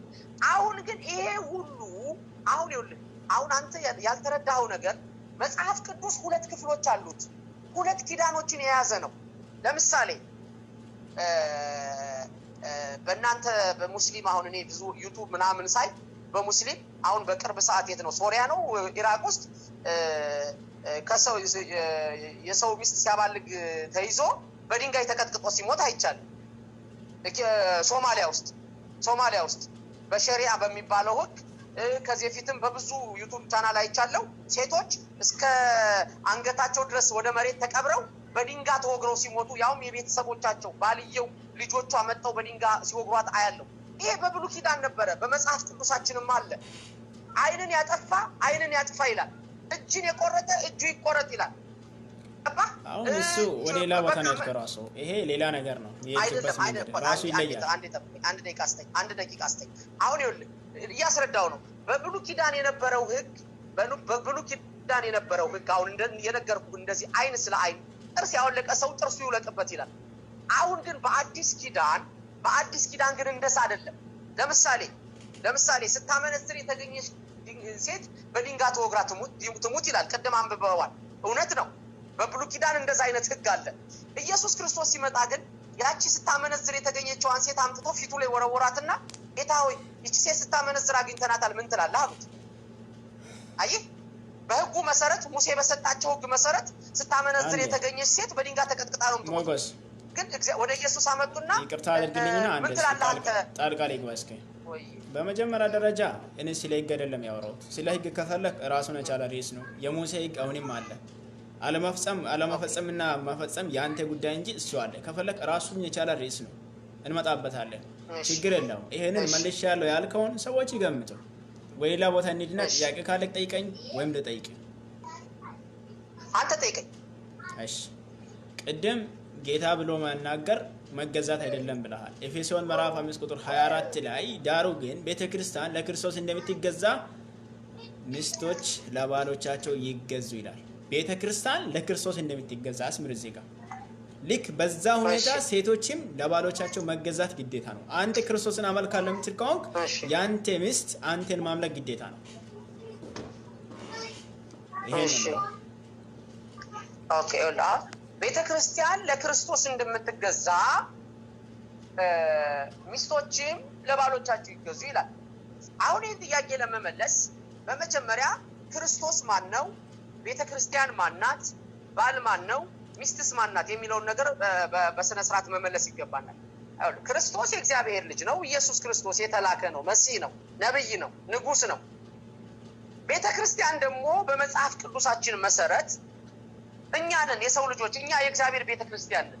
ቤተክርስቲያን ማለት ይሄ የምንሄድበት የምንሰበሰብበት አዳራሽ አይደለም፣ ወይም በኦርቶዶክሶች እንደሚባለው እዛ ሄደው የሚጸልዩበት የሚሰግዱበት ያ አይደለም፣ ያ ህንፃ ነው። ቤተክርስቲያን እኛ ነን። መጽሐፍ ቅዱስ እንደዚህ ይላል፣ ማንም የእግዚአብሔርን ቤተክርስቲያን ቢያፈርስ እግዚአብሔር እርሱን ያፈርሰዋል ይላል። ህንፃውን ቢያፈርስ እያለ አይደለም። ይሄ አሁን ኢትዮጵያ ውስጥ ስለወደመው ቤተክርስቲያን ስለተቃጠለው ቤተክርስቲያን አይነት አይደለም የሚያወራው። ማንም የእግዚአብሔርን ቤተክርስቲያን ቢያፈርስ እግዚአብሔር እርሱን ያፈርሰዋል ይልና የእግዚአብሔር ቤተክርስቲያን እናንተ ናችሁ ይላል። አይህ እኛ የእግዚአብሔር ቤተክርስቲያን ነን። አሁን እኔ የእግዚአብሔር ቤተክርስቲያን ነኝ። ጌታ ኢየሱስ ክርስቶስን እንደ ግል አዳኙ አድርጎ የተቀበለ ሰው ሁሉ የእግዚአብሔር ቤተክርስቲያን ነው። አሁን ይሄ የእግዚአብሔር ቤተክርስቲያን የተባለው ሰው ለክርስቶስ እንደሚገዛ ለክርስቶስ እንዴት ነው የምገዛው? እኔ የሚለኝን ቃል አከብራለሁ። አታድርግ የሚለኝን አላደርግም። አድርግ የሚለኝን አደርጋለሁ። እወደዋለሁ። ታመልካለህ? አይህ ኖ ማምለክ ሌላ ነው። ታመልክ ክርስቶስን አመልከዋለሁ እኮ ክርስቶስ ለክርስቶስ እንደምትገዛ ነው። መገዛት ማለት ምን ማለት ነው? ክርስቶስ አምልክ ካለት አመልካለህ ክርስቶስ አይደል? ሳይገዙ ቃሉን ሳያከብሩ ሳይጸልዩ ሳያመልኩት የሚገዙለት እኮ አሉ። አይህ ቃሉን ሳያከብሩ አሁን ለምሳሌ መገዛት አሁን ለምሳሌ እኔ ጴንጤ ነኝ፣ አማኝ ነኝ። መጽሐፍ ቅዱስ የሚያዘኝ አንድ ሚስት እንዳገባ ነው። አንድ ሚስት አገባው። ከዛ የሆነች ቆንጆ ሴት ሳይ ደግሞ አይ እኛዋንም ልድገም ብዬ አንድ ሌላ ሚስት አገባው፣ ሁለተኛ። አይህ አሁን እኔ ለክርስቶስ እየተገዛው ነው አይደለም። ለምን? ክርስቶስ የሚያዘኝ አንድ ሚስት ለአንድ ባል ብቻ ነው። እኔ ግን በራሴ ፍላጎት ሁለተኛ ሚስት አገባው፣ ሶስተኛ ሚስት አገባው። መብቴ ነው፣ እችላለሁ። ማንም አይከለክለኝም። መጽሐፍ ቅዱስ ግን የሚያዘኝ አንድ ሚስት ለአንድ ወንድ ብቻ ነው። አንድ ሚስት እንዳገባ ነው፣ እሷን እንደወድ ነው መጽሐፍ ቅዱስ የሚያዘኝ። ያ ማለት ተገዛውለት ለክርስቶስ አልተገዛውለትም። ስለዚህ ሚስት ለባሏ ስትገዛ ማለት ታምልከው ማለት አይደለም። ታክብረው፣ አቤት ወዴት ትበልለት፣ ከበሬታ ትስጠው፣ ትገዛለት። እሱም ደግሞ ሚስቱን ይውደድ። እኔ ለምሳሌ ክርስቶስን ወደዋለሁ። ስለዚህ ክርስቶስን ስወደውና ሚስቴን ስወደው ክርስቶስንና ሚስቴን አንደኛ እያራዘምክ ነው። ሁለተኛ ደግሞ ጥያቄን አይደለም እየመለስክ ያለው ሞገስ። እዚህ ጋር መረዳት አለብህ ነገር አንተ የፈለካትን ብቻ አንስተህ መናገር አይደለም። ቤተክርስቲያን ይላል። ቤተክርስቲያን ነው ራሱ። ቤተክርስቲያን ማለት ሰው ማለት ነው ብለሃል። ነገር ግን ይሄ አውዳዊ ሙግትም ሆነ ከየትም የማታመጣ ነገር ነው። አንድ ብለህ ያዝልኝ። ሁለተኛ ደግሞ ቤተክርስቲያን ለክርስቶስ እንደምትገዛ ለባሎቻችሁ ተገዙ ነው የሚለው። ዳሩ ግን ቤተክርስቲያን ለክርስቶስ እንደምትገዛ እንዲሁም ሚስቶች ደግሞ በሁሉ ለባሎቻቸው ይገዙ ነው የሚለው። ይሄ ማለት ቤተክርስቲያን ለክርስቶስን መገዛት ማለት ማምለክም ይጨምራል። አይደለም የምትቆም ከአውዳዊ ሙግትን ከየትም ማምጣት ትችላለህ፣ ይቀበላለሁ።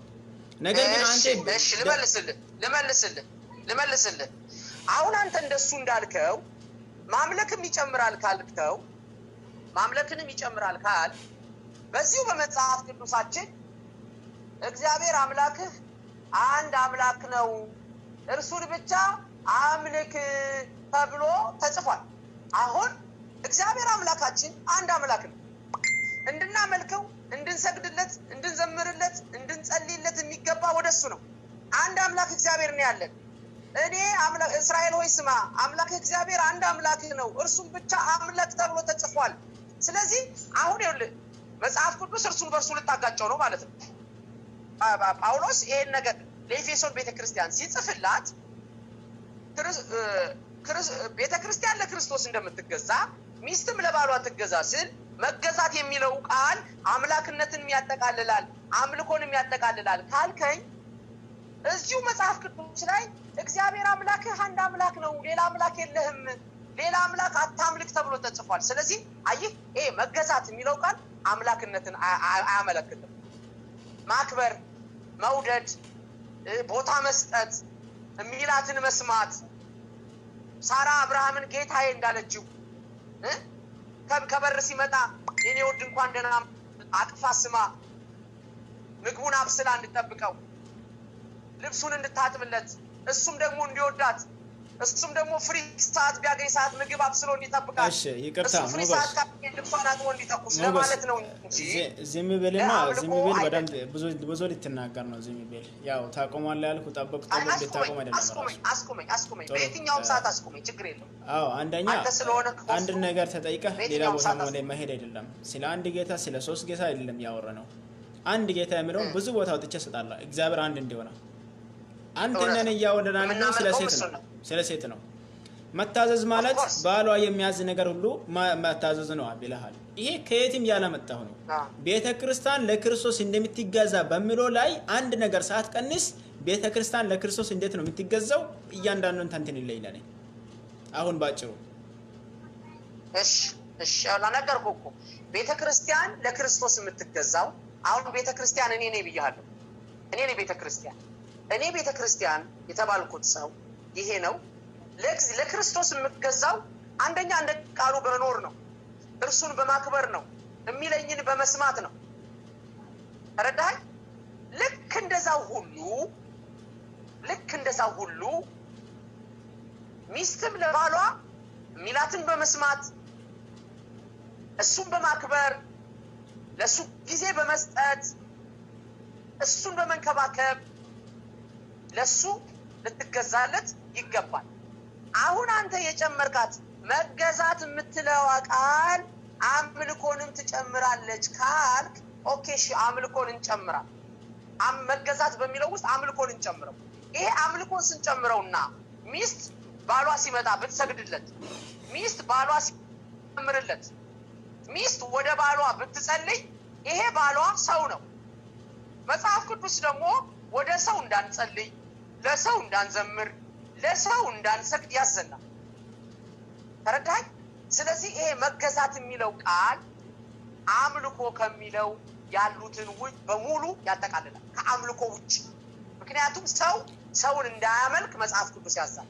በብሉይ ኪዳንም ይናገራል አውጥቼ ላሳይ ይችላል በአዲስ ኪዳንም ሰውን እንዳያመልክ ለምሳሌ በመጽሐፍ ቅዱሳችን አሁንም ደግሞ ሰውን ማምለክ አይደለም እኔም እሰጣለሁ አልኩ ብዙ ቦታ መስጣት ይችላል ምንም ችግር የለም ሰውን ማምለክ አይደለም ፈጣሪ አንድ እንዲሆና 20-30 ሊጠቅስል ይችላል እግዚአብሔር እኔ ያለ ተጠቀመን ከ40 በላይ ሊጠቅስል ይችላል እውነት በመፍጠሩም ሆነ በማድረጉ እንዲገዙትና እንዲሰግዱት ያዘዘውን አውጥቼ ሰጣሃለሁ ሲቀጥል ቤት ማለት ቤት ነው ክርስቲያን ማለት ክርስቲያን የሚሰበሰቡበት ቤት እንጂ ቤተክርስቲያን አይደለም አይ ካልክ ምንም ችግር የለም ይሄ ርዕስ አይደለም አንከራከርም ነገር ግን መገዛት ማለት ቤተክርስቲያን ለክርስቶስ መገዛት ማለት ምንም ብትል አምልኮት አለ እዚህ ውስጥ ላይ ምንም ብትል ማለት ነው እሺ አሁን አንተ መገዛት የሚለው ሰውን አምልኮትን ያጠቃልላል ካልከው ይሄ አምልኮት ያጠቃልላል የሚለው ያንተ አባባል ከራሱ አንተ ከምታውቀው ከመጽሐፍ ቅዱስ ጋር አይጋጭም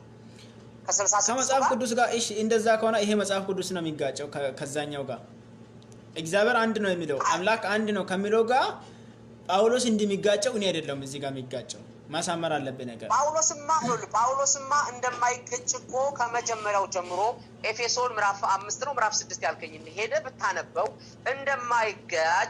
እንደማይጋጭቆ እያሳየው እንደማይጋጭ እያሳየው ችግር የለም አሁን ምን እናልፋለን ስማይ ቆይ አንዴ ለእያንዳንዳችሁ በክርስቶስ ፍርሃት የተገዛችሁ ሁኑ ይላል አይ ለእያንዳንዳችሁ ይሄን የምታገኘው ኤፌሶን ምዕራፍ 5 ቁጥር 21 ላይ ነው ለእያንዳንዳችሁ በክርስቶስ ፍርሃት የተገዛችሁ ሁኑ ሚስቶች ሆይ ለጌታ እንደምትገዙ ለባሎቻችሁ ተገዙ ክርስቶስ ደግሞ የቤተ ክርስቲያን ራስ እንደሆነ እርሱም አካሉን የሚያድን እንደሆነ ባል የሚስት ራስ ነው አይ ባል የሚስት ራስ ነው ዳሩ ግን ቤተ ክርስቲያን ለክርስቶስ እንደምትገዛ እንዲሁ ሚስቶች ደግሞ በሁሉ ለባሎቻቸው ይገዙ። ባሎች ሆይ ክርስቶስ ደግሞ ቤተክርስቲያንን እንደወደዳት። አየህ፣ ክርስቶስ ቤተክርስቲያንን እኔን ቤተክርስቲያን ነው። ቤተ ማለት ቤት ነው። ክርስቲያን ደግሞ ክርስቲያን ሰው ነው። የክርስቲያን ቤት እንደማለት ነው። ስለዚህ ሚስቶቻችሁን ቤተክርስቲያንን እንደወደዳት አላይ። ክርስቶስ ቤተክርስቲያንን ወዶታል። ክርስቶስ ሙሉ ወንጌል የምትባል ቤተክርስቲያን ህንጻውን አይወድም፣ ሰው ነው የሚወደው ክርስቶስ። ሙሉ ወንጌል እናንተ እግዚአብሔር ነው። ሙሉ ወንጌል እኮ ምን የቤተክርስቲያኑ ያው ሙሉ ወንጌል ቀጠና 2 መሰረተ ክርስቶስ ምናምን ቤተክርስቲያን ይባላል አይደለ? ሙሉ ወንጌል ቤተክርስቲያን፣ ቀጠና 2 ቤተክርስቲያን፣ ዘጸአት ቤተክርስቲያን የሚባል ሰማይ ይሆናል። አየው። ስለዚህ ያን ቤተክርስቲያን አይደለም እግዚአብሔር የሚወደው፣ እዛ ቤተክርስቲያን የሚሰበሰቡትን ሰዎችን ነው የሚወደው። ለዚህ ነው ሰዎችን ስለሚወድ እግዚአብሔር አንድያ ልጁን የሰጠን። ስለዚህ ምን አለ? ክርስቶስ ደግሞ ቤተክርስቲያንን እንደወደዳት። አየህ፣ ክርስቶስ እኔን እንደወደደኝ እኔም ደግሞ በዛው እንደተወደድኩት በዛው መጠን ሚስቴን ልወዳት ይገባል። ሚስቴን ስወዳት ምንድነው ማደርግላት? ለምሳሌ እኔ ሚስቴን የምወዳት ከሆነ ወደ ሌላ ሴት አልሄድም። ሚስቴን የምወዳት ማፈቅራት ከሆነ ወደ ሌላ ሴት አልሄድም።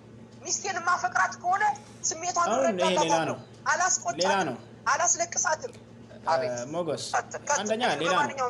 አሁን የምትሄድበት መንገድም ሌላ ነው። ራሱ ሌላ አላገባም ምናምን መጽሐፍ ቅዱስ የሚገርም ነገር አንድ ብቻ አግባለበት አንድም ቦታ የለም። እሱን ከፈለክ ከአንድ በላይ ማግባት በባይብል በሚለው ሰዓት እንዋያለን፣ ምንም ችግር የለውም። ከአንድ በላይ ማግባትን ባይብል አልከለከለም። ራሱ ከፈለክ እሱን ራሱን የቻለ ርዕስ ይዘን መወያየት እንችላለን። ነገር ግን አሁን እያልን ነበር ነው አንተ ዞረ ቤተክርስቲያን ማለት እኛ ነን ያልከውን መልሰ ወደ ቤተክርስቲያን መልሰሃል። አመሰግናለሁ። እሱ ሲቀጥል ደግሞ ክርስቶስ ቤተክርስቲያንን እንደሚወደው በሚለው ላይ ደግሞ እኛንም ደግሞ ልክ ክርስቶስ በሚወደው መሰረት እኛም ሚስቶቻችንን እንድንወድ አዞናል ብለሃል። በግልባጭ ልጨርስና ኢንሻአላህ በግልባጭ ይሄንን ደግሞ መልሰ ቤተክርስቲያን ለክርስቶስ እንደምትገዛ ሚስቶችም ደግሞ ለኛ እንዲገዙ አዟል በሚለው ላይ መቀየር ግዴታ ይሆንብኛል። ይሄን ነው የሚለው ማለት ነው። የሚጠይቀው ነገር ካለ ጠይቀኝሽ። አሁን ለምሳሌ እዛው ላይ ክርስቶስ ደግሞ ቤተክርስቲያንን እንደወደዳት ሚስቶቻችሁን ውደዱ አላቸው ለባሎች ማለት ነው። አዎ ይላል። ክርስቶስ ቤተክርስቲያንን እንደወደዳት ባሎች ደግሞ በዛው ልክ ክርስቶስ ቤተክርስቲያንን በወደዳት ልክ ሚስቶቻችሁን ውደዱ ማለት ለአንተ ባታምንበትም ምን ማለት ነው? ልክ ነው። ክርስቶስ በወደደ ልክ መውደድ አለበት ይላል። ሌሎችንም ከሰጣሃለሁ ከፈለክ ማለት ነው። የሴትና የወንድ መብት እኩል እንደሆነ የሚያሳየውን ከፈለክ ሰጣሃለሁ። ከጳውሎስ አስተምሮትም ይሰጣል። ነገር ግን አንተና እኔ አንተ ኦኬ ክርስቶስ ቤተክርስቲያንን በሚወደው መሰረት እናንተም ደግሞ ሴቶቻችሁን ውደዱ ነው ባጭሩ። ያለ ሚስቶቻችሁን ውደዱ ነው። ነገር ግን አንተም ደግሞ ወንድም ደግሞ ክርስቶስን በሚታመልከው መሰረት ወይም ለክርስቶስ በምትገዛው መሰረት ያንተ ሴትም ያንተ ሚስትም የግድ አንተን መገዛት ግዴታ ይሆንበታል። ክርስቶስ አምልኩ ብሎ የምትለው ከሆንክ አንተ እንደምታምልከው ሁሉ እሷም ታመልካለች ማለት ነው። ይሄ ነው። በአንድ ጥያቄ ይሄን ያህል መቆየት ተገቢ አልነበረም። አዎ ግን እኔ ወደ አነሳ ሐሳብ ማየት እንችላለን። ደጋግመን አንተ ሙስሊም ስለሆንክ ልነግርህ የፈለኩት ክርስቶስ ቤተክርስቲያንን ይወዳል። ክርስቶስ የሰው ልጅ ይወዳል። በክርስቶስ አምኖ የዳነ ሰው በሙሉ ቤተክርስቲያን ይባላል። ክርስቶስ ቤተክርስቲያንን በዛ ልክ እንደወደዳት እኛ ሚስቶቻችንን ልንወድ ይገባል። ሚስቶቻችንን መውደድ ማለት ምን ማለት ነው? ከሚስቶቻችን ውጭ አለመሆን፣ ሚስቶቻችን የሚያስደስታቸውን ነገር ማድረግ፣ ሚስቶቻችን የሚፈልጉትን ነገር ማድረግ። ራሱ እኮ ሚስቶቻችን የሚፈልጉትን ነገር ስናደርግላቸው እኮ እየተገዛን ነው። ለምሳሌ ሚስቴ ዛሬ እንዳታመሽ ና ወደ ቤት ስትለኝ ኦኬ ብዬ መጥቼ እሷ ባለች ሰዓት የምገኝላት ከሆነ እኮ እየተገዛውላት ለሚስቴ እየተገዛውላት። አይ ሚስቴን ወዳት ከሆነ ዛሬ ሂድ እስኪ ሱፐር ማርኬት እንደዚህ ግዛ ስትለኝ ባክሽ ራስሽ ይጃልላት እሺ እኔ ቆንጆ ብዬ ከሄድኳት ምን አልኩላት ማለት ነው? ታዘዝኳት ማለት ነው።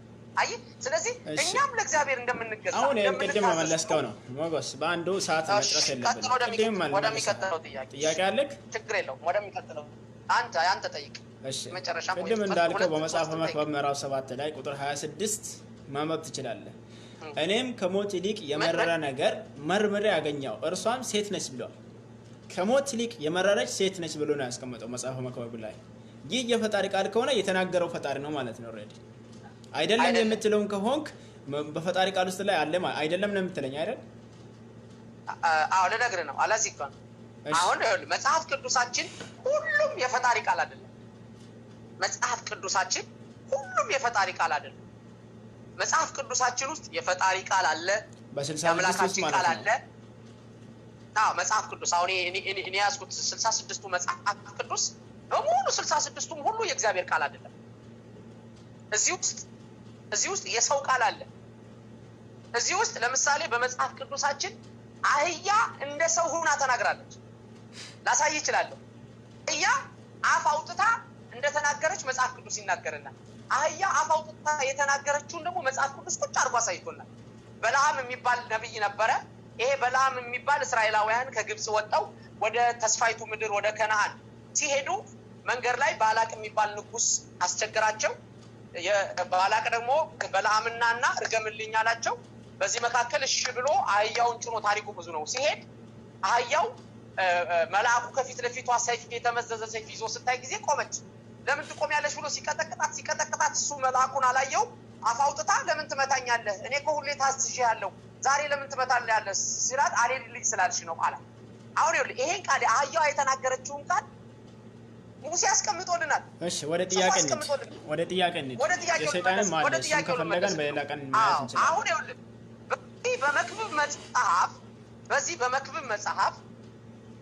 በመክብብ መጽሐፍ ሴት ልጅ ከሞት ትበልጣለች ማለቱ ምን ማለት ነው ብለህ ስታይ መጽሐፍ ቅዱስ ከመጀመሪያው ጀምሮ ሴት ልጅ አንድ ባል እንዲኖራት ባል አንድ ሚስት እንዲኖረው ነው የሚያዝ። ይሄ ሰለሞን የመጽሐፈ መክብብ ጸሐፊ ሰለሞን ጥበብ የተሰጠው የንጉሱ ዳዊት እናንተ ዳውድ የምትሉት ነብዩ ዳውድ የምትሉት ልጅ ሰለሞን ወደ 900 ወደ 1000 ሚስቶች ነበሩት። ይሄን ሁሉ ሚስቶች እግዚአብሔር ፈቅዶለት አይደለም ያገባው። ዛሬ አንድ ሴት ያየ ወደዳት፣ አገባት፣ አብሯት ኖረ። ከሷ የተለየች ውብ ሴት ደግሞ ሌላ ሀገር ሄዶ ሳይ እሷንም ሚስት ያደርጋል።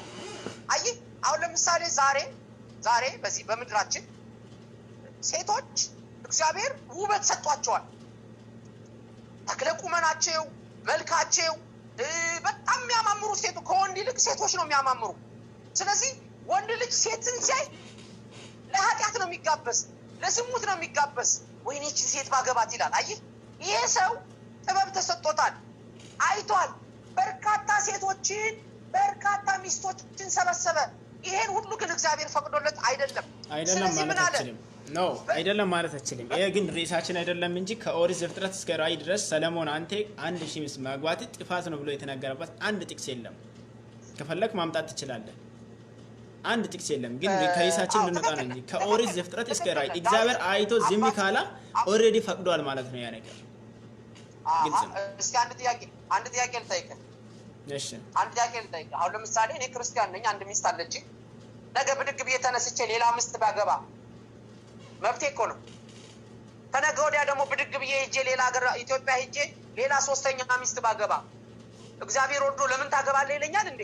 አያገባኝም አይለኝም። እንደዛ አይለኝም። እኔ መከተል ሰለሞን ነብይ ያልነበረ መጽሐፍ ቅዱስን ነው።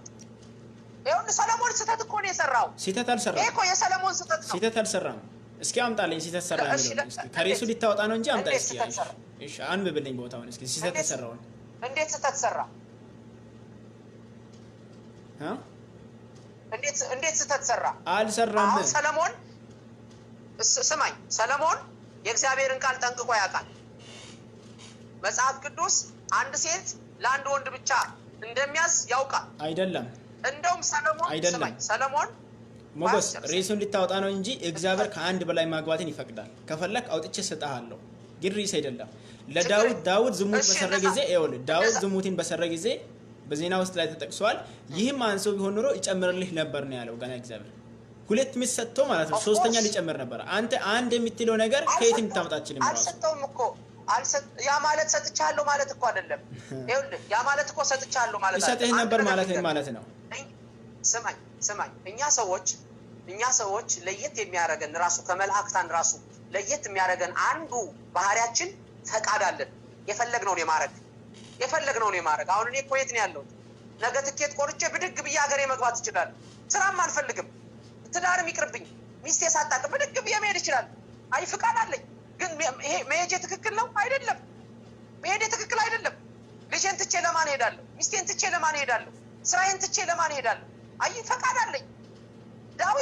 ዳዊት እኮ የእግዚአብሔርን ቃል ጠንቅቆ ያውቃል። እናንተ ዳውድ የምትሉት ማለት ነው። የሰው ሚስት ገላዋን ስትታጠብ አይቶ አያትና ጎመጀ ይላል።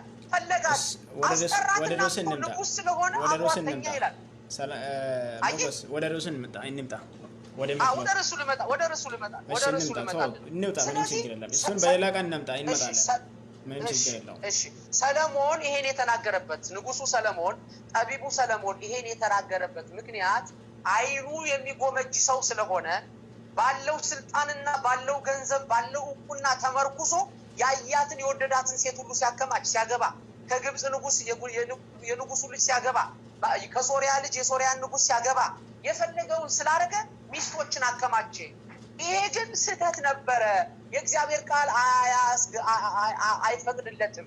ስለዚህ ምን አለ መክብብ መጽሐፍ ላይ ራሱ ሲጽፍ ምን አለ?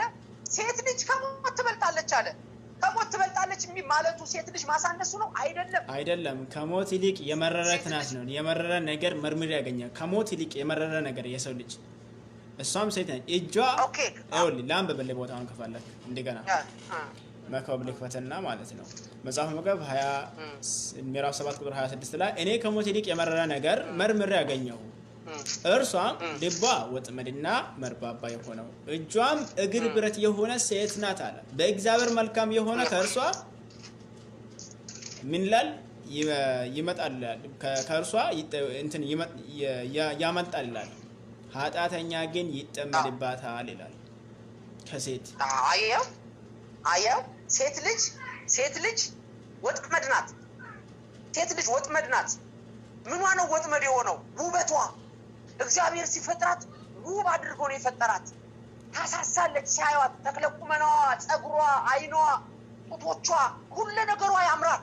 ስለዚህ ሰው ሲያያት ይጎመጃል። ትዳር እንኳን ቢኖረው ከትዳሩ ውጭ ሊያገባት ይፈልጋል፣ ወይም ውሽማ ሊያረጋት ይፈልጋል፣ ወይም በገንዘብ እንትን የምትል ከሆነ ገንዘብ ሰጥቶ አብሯት ሊተኛ ይፈልጋል። ወጥመድ ናት። ይሄን እኮ በህይወቱ ስላየው ነው። ራሱ የመጽሐፈ መክብብ ጸሐፊ መጽሐፈ ምሳሌ ጽፎልናል። መጽሐፈ ምሳሌ ምዕራፍ 31 ቁጥር 10 ምን ይላል መሰለ? ልባምን ሴት ማን ሊያገኛት ይችላል? አይ ደግሞ ተመልሶ ልባም ሴት እንደሞ አግኝቷል።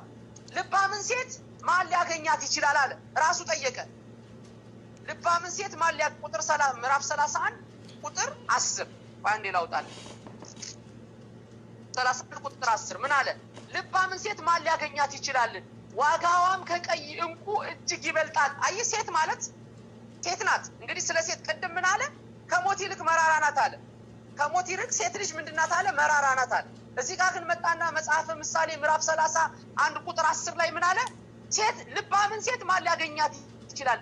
ዋጋዋ ከቀይ እንቁ ይበልጣል። እሺ ሞገስ አሁን የጠየቁት ትተ ነው ሌላ ቦታ የምትሄደው አንዴ። ስለዚህ ሰለሞን እኔ የጠየቁት ተደረሰበት አንድ ጣልቃ ሊገባ ይቅርታ። የጠየቁት ሌላ የምትሄድበት መንገድ ሌላ ነው። ከሞት ይልቅ የመረራት ናት ብለዋል። እውነት ነች ወይስ አይደለም? ባጭሩ እሱ በብዙ ሴቶች እንደዚህ ሆኖ ለዛ ብዙ ሴቶች ስለነበረ ነው የምትለው ከሆነ ቃው በላይ አሁን እዚህ ጋር መልክና ቁመና ውበትን ምን አመጣው? ከሞት አንድ ሴት ውበት ሲኖራት የሰው ልጅ ታስደስታለች እንጂ ታመራለች እንጂ መራራ አትሆንም ራሱ። እሺ ላንብብልህ። ይኸውልህ ሰለሞን ጥበበኛ ነው ብያለሁ። ጥበብ እንደፈለገ እግዚአብሔርም ጥበብ እንደሰጠው መጽሐፍ ቅዱስ ላይ በብሉይ ኪዳን ተጽፎ እናገኘዋለን፣ ማንበብ እንችላለን። ይሄ ሰለሞን ጥበብን ተሰጠ፣ የልቡንም ፈቃድ ሁሉ አደረገና እንደዚህ አለ፣ ይህን ሁሉ በጥበብ ፈተንኩ፣ ጠቢብ እሆናለሁ አልኩ፣ እርሷ ግን ከኔ ራቀች። የሆነው ራቀ እጅግም ጠለቀ፣ መርምሮ የሚያገኘውስ ማን ነው? አውቅና እመረምር ዘንድ አለ፣ ጥበብንና የነገሩን ሁሉ መደምደሚያ እፈልግ ዘንድ ኃጢአትም ስንፍናም እብደት እንደሆነች አወቅኩ። አይ ኃጢአትና ስንፍና ምን እንደሆነ አወቅኩ አለ። እብደት ነው። አንድ ሰው ስንፍና ሲሰራ ኃጢአትን ሲሰራ አበደ። ይሄን ሁሉ መረመርኩት አለ። ይሄን ሁሉ መረመር እየደረስኩበት አለ። በልቤም ዞርኩ እብደት እንደሆነች አውቅ ዘንድ እኔ በልቤ ዞርኩ። እኔም ከሞት ይልቅ የመረረ ነገር መርምሬ አገኘሁ። አየህ፣ ሞት አንዴ ነው፣ ሞት ነው። ግን ከዚህ ሞት ይልቅ አለ የመረረ ነገር አገኘሁ፣ እጅግ መራራ የሆነ ነገር አገኘሁ። እርሷም ልቧ ወጥመድና መርከብ የሆነ እጆቿም እግር ብረት የሆኑ ሴት ናት። በእግዚአብሔር ፊት መልካም የሆነ ነገር ከእርሷ ያመልጣል። አየው፣ ኃጢአተኛ ግን ይጠመድባታል። አንዱን በአንዱ ላይ ጨምሬ ወደ ነገሩ መደምደሚያ እደርስ ዘንድ እነዚህ ሁሉ አገኘው። አየህ፣ በሴት ልጅ ፍቅር ሲጠመድ ፍቅር የሚል የለም። እግዚአብሔርን ረሳ፣ አምላኩን ረሳ። ወዴት ነው የምትሄደው ሞገስ? በአጭሩ ሴት ልጅ ከሞት ይልቅ የመረረች ናት። ከላስ ለእሷ ተመርምሮ እንዲደርስ ተደርጓል። ገባ? ያው እኔ ከሞት ይልቅ የመረረ ነገር ነው የሚለው ራሱ መርምሮ ደርሰዋል። እዚህ ጋር ግልጽ ነው። ስለዛ መርምሮ ያደረሰው ምንድነው? የሴት ልጅን ነው ከሞት ይልቅ የመረረ ነገር። ስለዛ ሴት ልጅ ከሞት ይልቅ የመረረች ናት ባጭሩ። ይሄን እንጂ አንተ የምትለው ፍቅር የምትለው ነገር የለም። ቅድም መልካል፣ አሁን ደግሞ በፍቅር ላይ ተይዞ ነው አልክ። ቀስ በቀስ ደግሞ ሌላ ቦታ ነው እየሄድክ ያለው ራሱ ማለት ነው። ግልጽ ነው ይሄ ነገር። ችግር የለውም። እሱን እኮ የምታውቀው ልጅ ከሞት ይልቅ የመረረች ናት ብሎ የተናገረው እግዚአብሔር ሳይሆን ንጉሱ ሰለሞን ነው። እግዚአብሔር ዝም ይላል ማለት ነው። የመረረች ናት ብሎ የተናገረበት ምክንያት ወይም ይሄን አትቀበልም አንተ ባጭሩ። አሁን ሰለሞን ነው የተናገረው። አትቀበልም ይሄንን መጽሐፍ መክበብን እንዴ? በጣም ነው የምትቀበለው። እሺ፣ የምትቀበል ከሆነ ደግሞ ሴት ልጅ ከሞት ይልቅ የመረረች ነች። እንደዛ ከሆነ ማለት ነው የምትቀበል ከሆነ።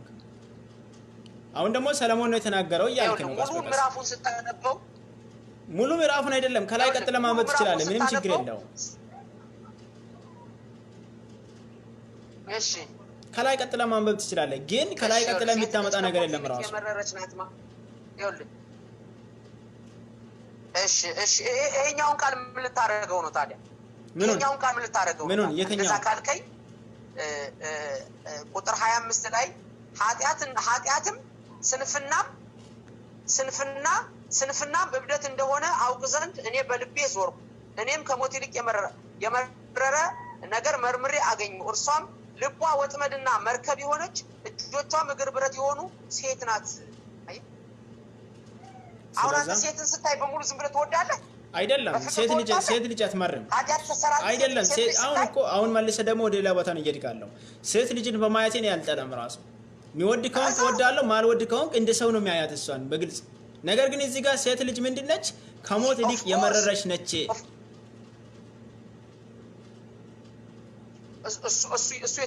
እሱ የተናገረው እንደዛ አይደለም። አሁን እሱ የተናገረ አንብባሽ ምንድነው የሚለው? በሴት ልጅ ፍቅር ሲቃጥ እሺ ቀጥል። አሁን በአንተ አባባል በመጽሐፍ ቅዱስ መሰረት ሴት ልጅ ከሞት ይልቅ የመረረች ናት እያልከኝ ነው? አዎ፣ በአንተ አባባል። አይ በእኔ አባባል አይደለም፣ በባይብል ነው እንጂ በእኔ አባባል ለምንድን ነው እኔ ፈጥሬ የምናገር አይደለም። ይኸው እኔም ከሞት ይልቅ የመረረ ነገር መርምሬ ያገኘው። እሷ ምን ነች? ሴት ነች ባጭሩ። እኔ አይደለም ያልኩት። መጽሐፉ መክብብ ምዕራፍ 7 ቁጥር 26 ነው። ማንም ገብቶ ማየት ይችላል ራሱ። አንድ ጥያቄ ልጠይቅህ። እሺ፣ አንድ ጥያቄ ልጠይቅህ። ከዚሁ ጋር ተያይዞ አንድ ጥያቄ ልጠይቅህ። በሉቃስ ወንጌል ምዕራፍ 2 ላይ ጌታ ኢየሱስ ክርስቶስ 40 ቀንና 40 ሌሊት ሊጾም ሄደ ይላል መጽሐፍ ቅዱስ። ሊጾም አይደለም የሄደው። ታውቀዋለህ አይደል? እሱ ሊጾም አይደለም የሄደው ራሱ ሊፈተን ነው እንጂ ሊጾም አይደለም የሄደው። ለመጾም ነው እንጂ ይጾማል በዛው 40 ቀን ሊጾም ሳይሆን ሊፈተን ነው የሄደው ራሱ። ግን ምን እያደረገ ነበር ይላል? እሺ፣ ተፈትኗል ባጭሩ። ለመፈተን ነው የሄደው ምድረ ባዳ። እሺ፣ ምን ለማለት ነው? ምን ነበረ? ምግብ አልበላም ነበር አይደል? አልበላም አልጠጣም። አዎ አልበላም አልጠጣም። በዚህ ሰዓት ሰይጣን መጣና ወድቀህ ብትሰግድልኝ አለው። ወድቀህ ብትሰግድልኝ ይሄን ሁሉ ላንተ ሰጣለሁ አለው። ስለዚህ ሰይጣን ጌታ ኢየሱስ ክርስቶስ ለሰይጣን በዛች ቀን ወድቆ ቢሰግድለት ሁሉን ዓለምን ሁሉ ይሰጠው ነበር እያልከኝ ነው? ይሄና ያ ይለያል። እሰጣለሁ ሲገድ ብለዋል ሲጀመር አንደኛ ሰይጣን አይደለም ራሱ ሰማይና ምድር ነው እንዴ ያ ሰይጣን ነው የተናገረው እዚህ ጋር ደግሞ ሰው ነው እግዚአብሔር ነው የተናገረው የሰለሞን ቃል ነው አልቀበልም የምትንቀው ግን ሊያልፍ እኮ ነው ባጭ እዛ ጋር ሰይጣን ነው የተናገረው ለኢየሱስ ነው ሁለቱም እኮ መጽሐፍ ቅዱስ ውስጥ ነው ያለው ለኢየሱስ የተናገረው ሰይጣን ነው ይኸውልህ ለኢየሱስ የተናገረው ሰይጣን ነው ኢየሱስን ለመፈተን ነው እንደማይሰጥ አውቆ ክርስቶስ ምን አላ አልሰግድም አለው አንደኛ አትሰጥም አላለም ራሱ ስልጣን አለኝ ነው ስልጣን ተሰጥቷል ለሰይጣን መስጣት ይችል ነበር ክርስቶስ ቢሰግድ ነገር ግን ስግደት ስለማይበቃ ክርስቶስ ስግደት ስለማይበቃ እንቢ አለ ነገር ግን ያና ይሄ ምን ያገናኘው አንተናን የምናወራው ለምንድን ነው ስለ ሴት ነው የምናወራው አሁን እዚህ ጋር ለማለት ተፈለከው ነገር ካለ መናገር ትችላለህ ለእኔ እኮ ለማለት የፈለኩት ሴት ልጅ እዚህ ጋር የመጽሐፈ መክብብ ላይ ምዕራፍ 7 ላይ እንዳነበብከው ሴት ልጅ ከሞት ይልቅ የመረረች ነገር ናት አንድ ነገር መርምር ያወቁኝ እሷም ደግሞ ከሞት ይልቅ የመረረች ናት ማለቱ ምን ማለት ነው ብለህ ስታጠና ይሄን የተናገረበት ምክንያት ሞት ዛሬ ለምሳሌ ትሞታለህ በቃ ሞት በቃ አለቀ ተደመደመ የለህም ጨረስክ ማለት ነው በሴት ስትጠመድ ግን ከሞት ይልቅ የመረረ ነው ለምሳሌ ትዳር ይያለህ ከትዳር ውጭ በአንዲት ሴት ፍቅር ወድቀህ በውበቷ ተማርከህ ያችን ሴት ብለህ የሆነ ነገር ብታደርግ ጸጸቱ ከሞት ይልቅ የመረረ ነው ሚስትን ባያት ቁጥር ወይ ሚስት የሆነ ልብስ ለብሳ ያችን ሴት ባስታወሰ ቁጥር ትጸጸታለህ ህሊና ይጸጸታል ሁሌም የማይገባ ነገር ስላደረክ ማለት ነው ተረዳኝ የማይገባ ነገር ስላደረክ እሱም ደግሞ ምን አለ ከሞት ይልቅ ሞት አንዴ መሞት ነው አለ ግን ከሞት ይልቅ ደግሞ የመረረ ነገር አገኘው ፈትኜ መርምሬ አገኘው ይሄንንም ፈትኜ መርምሬ ሳገኝ ያችም ደግሞ ማንናት አለ ሴት ናት ወንድ ልጅ በወንድ ፍቅር አይወድቅም ወንድ ልጅ ከወንድ ጋር አያመነዝርም ወንድ ልጅ ከሴት ፍቅር ነው ወይም ሴት ልጅ ወደ ሴት ነው የሚሄደው ወደ ሌላ ሴት ነው የሚሄደው ስለዚህ በዛች ሴት ይሄ ለማለት ነው እንጂ ሴቶች በሙሉ አንድ ነገር ባለመግባባት እንለፈው ወደ ሌላ ጥያቄ ችግር የለም ማለፍ ይችላል ነገር ግን አንድ ነገር መመለስ ወይም ትክክለኛ መልስ ያልሆነ ነገር ለማሳቀፍ አትሞክር ራሱ አሁን የተጠቀምከውና እዚህ ጋር ያለው ራሱ ሰማይና ምድር ነው አይገናኝም ከናካተው ሰማይና ምድር ነው ከናካተው አይገናኝም እዚህ ጋር የምናገረው ስለ ሴት ነው በአጠቃላይ አንተ ደግሞ የምታወራው ፍቅር ላይ ስለተያዘ ሰው ነው ምኑ ነው የሚገናኘው ኦኬ እሺ ስለዛ ማለት ይቻላል ምንም ችግር የለም ነገር ግን አውርቆ እኔ አንድ ታውል እሺ አይ ባለመግባባት እንለፈው ነገር ግን አንድ ነገር እንድታውቅልኝ የምፈልገው አንተ እንዳልከው ሴት ልጅ ከሞት ይልቅ የመረረች አይደለችም እግዚአብሔር የሚጠበቅባት እዚሁ ላይ ደግሞ መጽሐፈ ምሳሌ ምዕራፍ እኔ ነኝ እንዴ ያልኩት እኔ ነኝ አንተ እንደምትለው እኔ ነኝ እንዴ ያልኩት እስኪ አሁንም አንብበልኝ እስኪ ሴት ያገኘ ይቅርታ ሞጎስ እኔ ነኝ አንተ እንደምትለው ያልክ ነው እኔ ነኝ ወይስ መጽሐፈ መክብብ ሰለሞን ነው ያለው አሁንም ላንብብ ቦታውን ከፈለክ ማለት በድጋሜ እስኪ መጽሐፍ ቅዱስ አንተ እንደምትለው ያልክ ነው ያለው እኔ አይደለም ያልኩት ሰለሞን እኮ እኔ አይደለም ያልኩት ሰለሞን ነው ያለው አንተ እንደምትለው ማለቴ እኔ ምንድነው የተረዳሁት ይኸው ከሞት ይልቅ የመረረ ነገር መርምሬ ያገኘሁት እሷም ሴት ነች ነው ያለው ሴት ከሞት ይልቅ የመረረች ናች እኔ አይደለም ያልኩት ባይብል ነው ከላይ ከታች ሀውዱንም ጭምር ብታነበው ከዚህ የተሻለ ጥቅስ ምንም የምታመጣ ነገር የለም ራሱ ይሄን መረዳት አለብን እሺ አሁን እሱ ዛሬ እንደዛለና ቆይ አንድ ጥያቄ ልጠይቅ እሱ እንደዛለና ሁሉም ሴቶች ከሞት ይልቅ የመረሩ ናቸው ማለት ነው ባንተ አባባል መጽሐፍ ቅዱስና መጠይቅ አለብኝ እኔን መጠይቅ አለብኝ አሁን እኮ ዋናው ነገር እኮ ስነግርህ እኮ መሰለህ አሁን ለምሳሌ ነገርኩህ እኮ መጽሐፍ ቅዱስ ሁሉም የእግዚአብሔር ቃል አይደለም ብያለሁ ስለዛ የእግዚአብሔር ቃል ያልሆነው ይሄን እኔ አልቀበልም ብለህ ነው ማለፍ አለብህ እንጂ ዝም ብለህ ባልሆነ ነገር ላይ መከራከር ተገቢ አይደለም እሺ አይደለም እየተከራከርኩ አይደለም አረዳድ ስህተት ስላለው ነው ለምሳሌ አባቱ ዳዊት ያችን ሴት አያትና ራቁቷን አመጣት አስነወራት ባልነበራት ታሪኩን ታውቀዋለህ ሰለሞን የተወለደበት ታሪክ ማለት ነው ይሄ ራሱ ሰለሞን ስለዚህ ያ ነገር መጻፉ እኛም ዛሬ የሌላ ሚስት ሄደን አምጥተን ሚስት እንድናደርግ ነው ማለት ነው አይደለም ተረዳህ እንደዛ ማለት አይደለም ነገር ግን መጽሐፍ ቅዱሳችን በመጀመሪያ መጽሐፍ ቅዱሳችን ውስጥ ሰዎች የተናገሩት አሉ ለምሳሌ ጳውሎስ እኔ አላልኩም ጌታ አይደለም ያለው እኔ ነኝ ያልኩ ሁሉ ብሏል። አየህ ያ ማለት ግን ጌታ የለበትም እዚህ ውጭ እኔ ነኝ ያልኳችኋል። ባታሳታገቡ ኑሩ፣ ባታገቡና ብቻችሁን ብትኖሩ ይሻላችኋል። ይሄ ግን የጌታ ሐሳብ አይደለም፣ የኔ ነው። ከኔ ኤክስፒሪየንስ ተነሽቼ ነው ነግራችኋለሁ። ስለዚህ ባጭሩ ተረድቻለሁ። ይሄን ሰለሞን ነው ያለው። ስለዚህ የሰለሞን ንግግር አልቀበልም። አሁንም ቢሆን ሴት ልጅ እንደዚህ አላለም አንተ የምትረዳው ሌላ ነው አትበል። ቀጥታ ሴት ልጅን ከሞት ይልቅ የመረረች ናት ብለዋል። አላለም ማለት አትችልም። አሁን ደግሞ አላለም ማለትን ምንድነው ያልከው? የሰው ቃል አለ ነው አልከው። ይቀበላል የሰው ቃል አለ በል የራስህ ጉዳይ ነው። ስማኝ ኃጢአትንና ስንፍናን የሚለውን ምን ልታደርገው ነው? እሱ ሌላ ነው። ኃጢአትንና ስንፍናን ራሱን ቻለ ነው ተፈለቀ። አሁን ይሄ ከሴት ጋር እኮ ነው የተገና ስማኝ ወንድ ልጅ ኃጢአት የሚሰራው ከምን ጋር የተያያዘ ነው? ምኑን ከላይኛው ጋር ነው ማያያዝ የፈለከው? ከላይኛው ጋር ነው ማያያዝ የፈለከው? ቁጥር 25 ላይ አንብብልኝ። ይህንን ሁሉ በጥበብ ፈተንኩ። ይህን ሁሉ ቁጥር 25 ቁጥር 23 ይህን ሁሉ በጥበብ ፈተንኩ ጠቢብ እሆናለሁ አልኩ። እርሷም ከኔ ራቀች፣ የሆነውም ራቀ፣ እጅግም ጠለቀ። መርምሮ የሚያገኘውስ ማን ነው?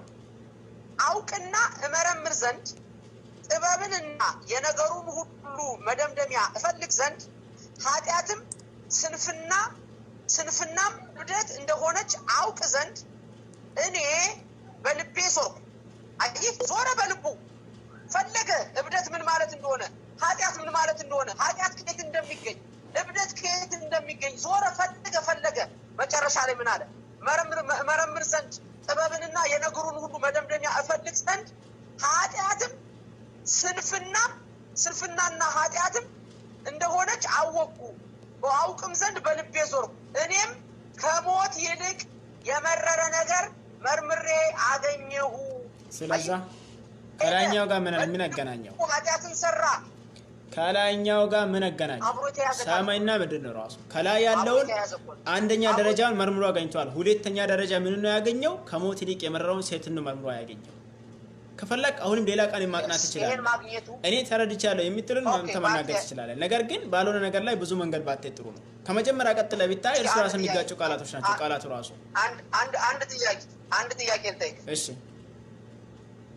ብዙ ጊዜ ወንዶች የሚፈተኑት በምንድን ነው? ወንዶች ብቻ በሴት ነው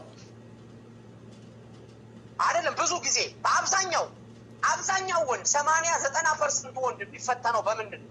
አላውቀውም። እኔ ስለሌላ ሰዎች አላውቀውም ራሱ። ምክንያቱም አንድ የምትሄድበት መንገድና ሬሱ ራሱ ከሰማይና ምድር ነው ራሱ። ምክንያቱም ሴቶች የሚጠመዱ በወንዶች ነው ብትሉ እንኳን ይኸውልህ ሴቶች በሚጠመዱ ይኸውልህ በወንዶች በሴቶች ነው እንበለው በሴቶች ነው ብትል ራሱ አሁን የሚተጠቀምከው መንገድ ሰማይና ምድር ነው። ሊመለስልህ ቆይ አንድ በሴቶች ነው እንበለው። ታዲያ በሴቶች እኔ በሴት ልጅ መጠመድ ማለት ሴት ልጅ ለኔ ከሞት ይልቅ የመረረች ናት ማለት አይደለም ራሱ። አዳምጠኝ ሸምሲ አዳምጠኝ። አሁን ይሄን የጻፈው ወንድ ሰው ነው። እሱም ደግሞ ንጉሱ ሰለሞን ይባላል። እናንተ ዳውድ የምትሉት የነብዩ ዳውድ ልጅ ነው። ንግስናውን የተቀበለው ልጅ ነው። ንጉሱ ሰለሞን ይባላል። ይሄ ንጉሱ ሰለሞን ወንድ ነው። በወንድነቱ በዘመኑ ከ1000 በላይ ሚስቶች ነበሩት። በርካታ ሴቶችን ያውቃል። አሁን አባቱ ንጉሱ ዳዊት በሴት ተፈትኗል። እሱም በሴት ተፈትኗል። የወንዶች ትልቁ ችግራቸው እሺ እንደዛ ከሆነ የራሱን ችግር ነው የጻፈው በል። ረጅም ቦታ ሳትሄድ የራሱን ችግር ነው የጻፈው በለኛ። እንደዛ ከሆነ ለምን ሳትጀርሳለህ? ባጭሩ خلاص የራሱን ችግር ነው የጻፈው በል። እንግዲህ አንድ ሰው የራሱን ችግር ነው የጻፈው ማለት ባጭሩ ይቀላል። እሱን እኮ ነው እየነገርኩ ያለሁት። እሱን ራሱ የደረሰበትን ችግር እኮ ነው መርምሮ ያገኘው። ስለራሱ እኮ ነው የሚያወራው። ስለ አጠቃላይ ስለ ሴቶች አይደለም የሚያወራው። ስለ ሴቶች ነው የሚያወራው። አሁንም ሊገባ አልፈልግም እንጂ ቦታውን ብታነብ ራሱ ስለ ሴት ነው የሚያወራው። ራሱ ከሞት ይልቅ የመረረ ነገር መርምሮ ያገኘው እንዲመረምር ያደረገው ፈጣሪ ነው። ኦሬዲ እዛም ላይ ያገኘው ምንድነው? ከሞት ይልቅ የመረረ ነገር ሴትን ነው ያገኘው። አንተ የምታወራው ሌላ ነው። አሁን ወይ ሌላ ማላፍ ነው የሚቻለው ራሱ በአንድ መድረክ ምን ፋይዳ የለውም።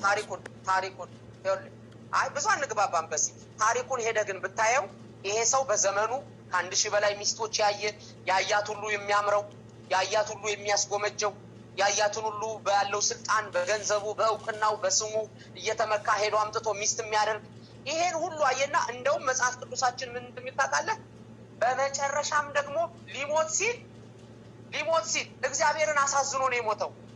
ንስሐ ቢገባ እግዚአብሔርን አሳዝኖ እግዚአብሔር የፈለገው እስራኤልን እንዲያሳርፍ እግዚአብሔር በሱ እንዲከብር። እሺ አሁን ስለ ሰለሞን ነው የገባው። እኛ ያወራናል ስለ ሴት ነው ወጣሽ ከዛ ችግር የለም። ስለ ሰለሞን ከፈለክ እሱ ራሱን የቻለ ርዕስ ነው ገባ። አሁን እዚህ ጋር የምናገረው ስለ ሴት ነው። እውቀት ተሰጥቷል፣ መርምሮ እንዲደርስ ተነግሯል። ግን መርምሮ የደረሰው ከሞት ይልቅ የመረረ ሴትን ነው ያገኘው። ነገ ራሱ ፖስት ማድረግ ይችላል፣ ማንንም ማንበብ ይችላል ራሱ። አንተ የተጠቀምካቸው መንገዶች ነገር ግን ወደ ኋላ ቢመልስልህ 5-6 ግጭቶች አሉ ራሱ አንተ የተናገርካቸው ንግግሮችን ወደ ኋላ ቢመልስ ራሱ ማለት ነው። ለማሳመን ከፈለግ አንድ ቃል ብቻ ነው መናገራል። ነገር ግን ወደ ኋላ ቢመልስ 5-6 ግጭቶችን ሊያወጣ ይችላል። ግን ለተመልካቾች ይተዋል፣ ምንም ችግር የለም። እኔ እኮ አንተን ለማሳመን አልመጣሁም። እኔ እኮ አንተን ለማሳመን አልመጣሁም። አንተም እኔን ለማሳመን አልመጣም። እኔ የመጣሁት እኔ ውስጥ ያለውን ነገር ልሰጥ ነው። ማመን መቀበል አለመቀበል ያንተ ፋንታ። ስለዚህ ለአንድ ጥያቄ ብዙ መልሶች መኖር አለበት። ብዙ እርስ በራስ የሚጋጩ መልሶች መዘጋጀት አለበት ለአንድ ጥያቄ። ችግር የለውም። አንተም የመጣኸው አንተ ውስጥ ያለውን እውቀት እኔ ማምነውን መጽሐፍ ቅዱስ ስተት ነው ያልከውን ለእኔ ስትነግረኝና እኔ ደግሞ የምቀበለውን እቀበላለሁ፣ የማልቀበለውን አልቀበልም። ለምሳሌ መጽሐፍ ቅዱስ ምን ይላል መሰለህ? እግዚአብሔርም የሰው ክፋት በምድር እንደበዛ ኦሪት ዘፍጥረት ምዕራፍ 6 ሄደ። እግዚአብሔርም የሰው ክፋት በምድር እንደበዛ የልቡም ሐሳብ ምኞት ሁሉ ጊዜ ፈጽሞ ክፉ እንደሆነ አየ። እግዚአብሔር እኛን የሰው ልጆችን የፈጠረን ልባችን ክፉ እንዲሆን አይደለም። ነገር ግን የራሳችን ሰው የሚባለው ሰው እግዚአብሔር ሲያየው ልባችን ክፉ ነው። በምድር ላይ ክፋታችን በዝቷል። የልባችን ሐሳብ ምኞታችን ደግሞ ፈጽሞ ክፉ ነው። ወደ ላወታ ነው ያልከው። ሀብት ያለው ሰው ሰዓት አትግደል። አሁን እስከ ብዙ ሰዓት ሄደናል። 1 ሰዓት ተኩል ሄደናል ማለት ነው። ስለዚህ በዚህ እናቆም እንችላለን። ኦኬ። እና ንጉሱ ሰለሞን ይሄን የተናገረበት እሺ ልጨርስ አንድ ደቂቃ።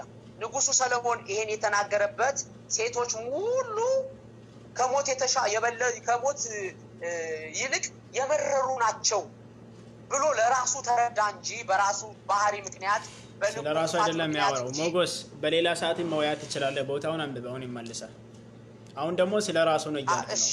አንድ ሰው በቃ ይበቃል ነው ሰዓት ይማልኳል ራሱ እሱ የደረሰበት። ስለዚህ እሱ የደረሰ ነው። ቦታውን አሁንም ጭምር ማየት ይችላል። እኔ ደጋግሜ መንብባለሁ አውቃለሁ ስለ ጥቅሱ ራሱ ሰማይና ምድር ነው አንተ የሚታወራውና ቦታ ላይ ያለው ነገር። ስለዚህ አሁንም ማየት ይችላል፣ ማመብ ይችላል። አንብበህ ነው ሸምሰዲን እዚህ ጋር ነው ትክክል የምትለው ነገር ሌላ ቀን የሚቀበላለው። ነገር ግን እስካሁን የሰጣቸው ነገር ራሱ በጣም የሚገርም ነበር ራሱ። ስለዚህ ያው በዚህ እንጨርሳለን። ምንም ችግር የለውም። ግን እኔ አንድ ነገር ልናገር ይቻላል። በዚህ የላይቭ ቪዲዮ ላይ የምትመለከቱ ወንድሞቼና እህቶቼ፣ በተለይ እህቶች ዛሬ በእናንተ ጉዳይ ነው ስንነጋገር የነበረ። እግዚአብሔር ይወዳቸዋል። በመጨረሻው ዘመን መንፈሴን አፈስላቸዋለሁ ብሏል። እናንተ ከሞት ይልቅ የመረራችሁ አይደላችሁም። እናንተ ሴቶች በእግዚአብሔር አምሳል የተፈጠራችሁ የእግዚአብሔር እቅድና ዓላማ ያለባችሁ እግዚአብሔርን የምታገለግሉ ከማህፀናችሁ የሚወጣው ሁሉ ሴትም ይሁን ወንድ የተባረከ እግዚአብሔር በምድር አስከብራችሁ ወይቲና አብቀተን ነበር። እንደገና ልትከፍት ነው የፈለከው ሞገስ? አይደለም። አይ መጽሐፍ ቅዱሳችን ይሄን ነው ሐሳብ ይሄን ይመስላል። እና ሴቶች ከሞት የመረሩ አይደላችሁም። እግዚአብሔር በጣም ይወዳቸዋል። እኔም በጣም እወዳቸዋለሁ። የጌታ ሰላም ከእናንተ ጋር ይሁን። መጽሐፍ ቅዱስ እንደሚለው ኢየሱስ ክርስቶስን እንደ ግል አዳኙ አድርጎ የተቀበለና በእርሱ ሞትና ትንሣኤ የሚያምን ነገ እንደሚመለስ የሚመሰክር የዘላለም ሕይወትን ያገኛል። ዛሬ ድንበር አልፈዋል በጣም። አቤት። አንደኛ ስብከት ነው ራሱ። ስለ ኢየሱስ ክርስቶስ ስብከት ከሆነ ከአንተ በላይ ነው ሊሰብክ ይችላል ራሱ። በጣም ይቀላል። ከአንተ በላይ 100 እጥፍ እኔ ሊሰብክ ይችላል። ነገር ግን ስብከት አይደለም የፈለገው። ሰላም ልላችሁ በስብከት ነው ሰላም የምትለው? አይ እንኳን አልሰብኩም። ከሰበኩ የመጨረሻ መልእክቴ ነው። የመጨረሻ ስለዛ በመጨረሻ ያው ኑዛዜ የሚሆነው ስብከት ነው ማለት ነው። ነገ እኔ ብጋብዝ አይ አስጨርሰኝ፣ ይቅርታ ጠይቃለሁ፣ ችግር የለውም። አሁን ለምሳሌ እኔ ነገ ጋብዛለሁ፣ በሚቀጥለው ሳምንት ጋብዛለሁ። ይቻላል። በሚቀጥለው ሳምንት ስጋብዝ በመጨረሻ የምትፈልገውን ተናገርልሃል። ኧረ እኔ በመጨረሻ ስብከት አይደለም ተናገርልሃል። ስብከት አይደለም ማውራት አለ። ላላላ አይ አይደለም ችግር የለውም። ይሁን በመጨረሻ የምትፈልገውን ተናገር ስልህ አንተ መናገር የምትፈልገውን ትናገራለህ። የስድብ ቃል አይደለም የምትናገረው፣ የስድብ ቃል ካፋ አይወጣም አውቃለሁ። ረዳኝ። የምትናገረውን ተናገር ብዬ አንተ የምትናገረውን ስትናገር የምሰጥህ አንድ ደቂቃ ወይ 2 ደቂቃ ወይ 3 ደቂቃ ነው። ያኔ ሊያስከፋኝ አይቻልም። ለምሳሌ የምትናገረውን ተናገር ስልህ ክርስቲያን ወደ ዘላለም ሞት ነው የሚወስዳችሁ ኑ ምናምን አትልም፣ እንደማትልም አውቃለሁ። ግን ስለራስህ እስላም ያድናል፣ እስላም ሰላም ነው፣ ወንድሞቼ እናቶቼ እስላምን ብትቀበሉ እንደዚህ ብለህ ብትናገር አይከፋኝም። ተናገር እየተፈጨናል። ሪስና አይደለም አንተና እኔ ስለ እስላምና ስለ ክርስትና ሳይሆን ስለ ሴት ልጅ ነው ያወራን የነበረው። ስለዛ ያኛው ዝም ብያለሁ። ምሳሌ እኮ ነው ያልኩት። እሺ አሁን ያው ሰዓትም እየሄደ ነው። በጣም አመሰግናለሁ ሞገስ። ምሳሌ ነው። ካስቀየምኩ በጣም ይቅርታ። ወንድሞቼ እናቶች ካስቀየምኳችሁ በጣም ይቅርታ አድርጉልኝ። ይሄን ለማለት ነው። በጣም ነው የምወዳችሁ። ሰላም ለእናንተ ይሁን። እሺ በጣም አመሰግናለሁ። እሺ ውድና ተከበራችሁ ውድ ፌስቡክ ተከታታዮች እና ውይይት ይሄን ይመስል ነበር። የፈለገ ሰው የፈለገውን መወሰን ይችላል። ኢንሻአላህ በዚህ ጨርሻለሁ። እኔም በጣም ደክሞኛል፣ ስራ ላይ ነው የዋልኩት በዛም ላይ። ስለዚህ አላህ Subhanahu Wa Ta'ala ይጠብቃችሁ። ነገ ማብራሪያ ሊሰጥ ይችላል፣ ምክንያቱም መብት ስለሆነ ማለት ነው። መልካም ሰዓት ይሁንላችሁ። ወሰላሙ አለይኩም ወራህመቱላሂ ወበረካቱሁ።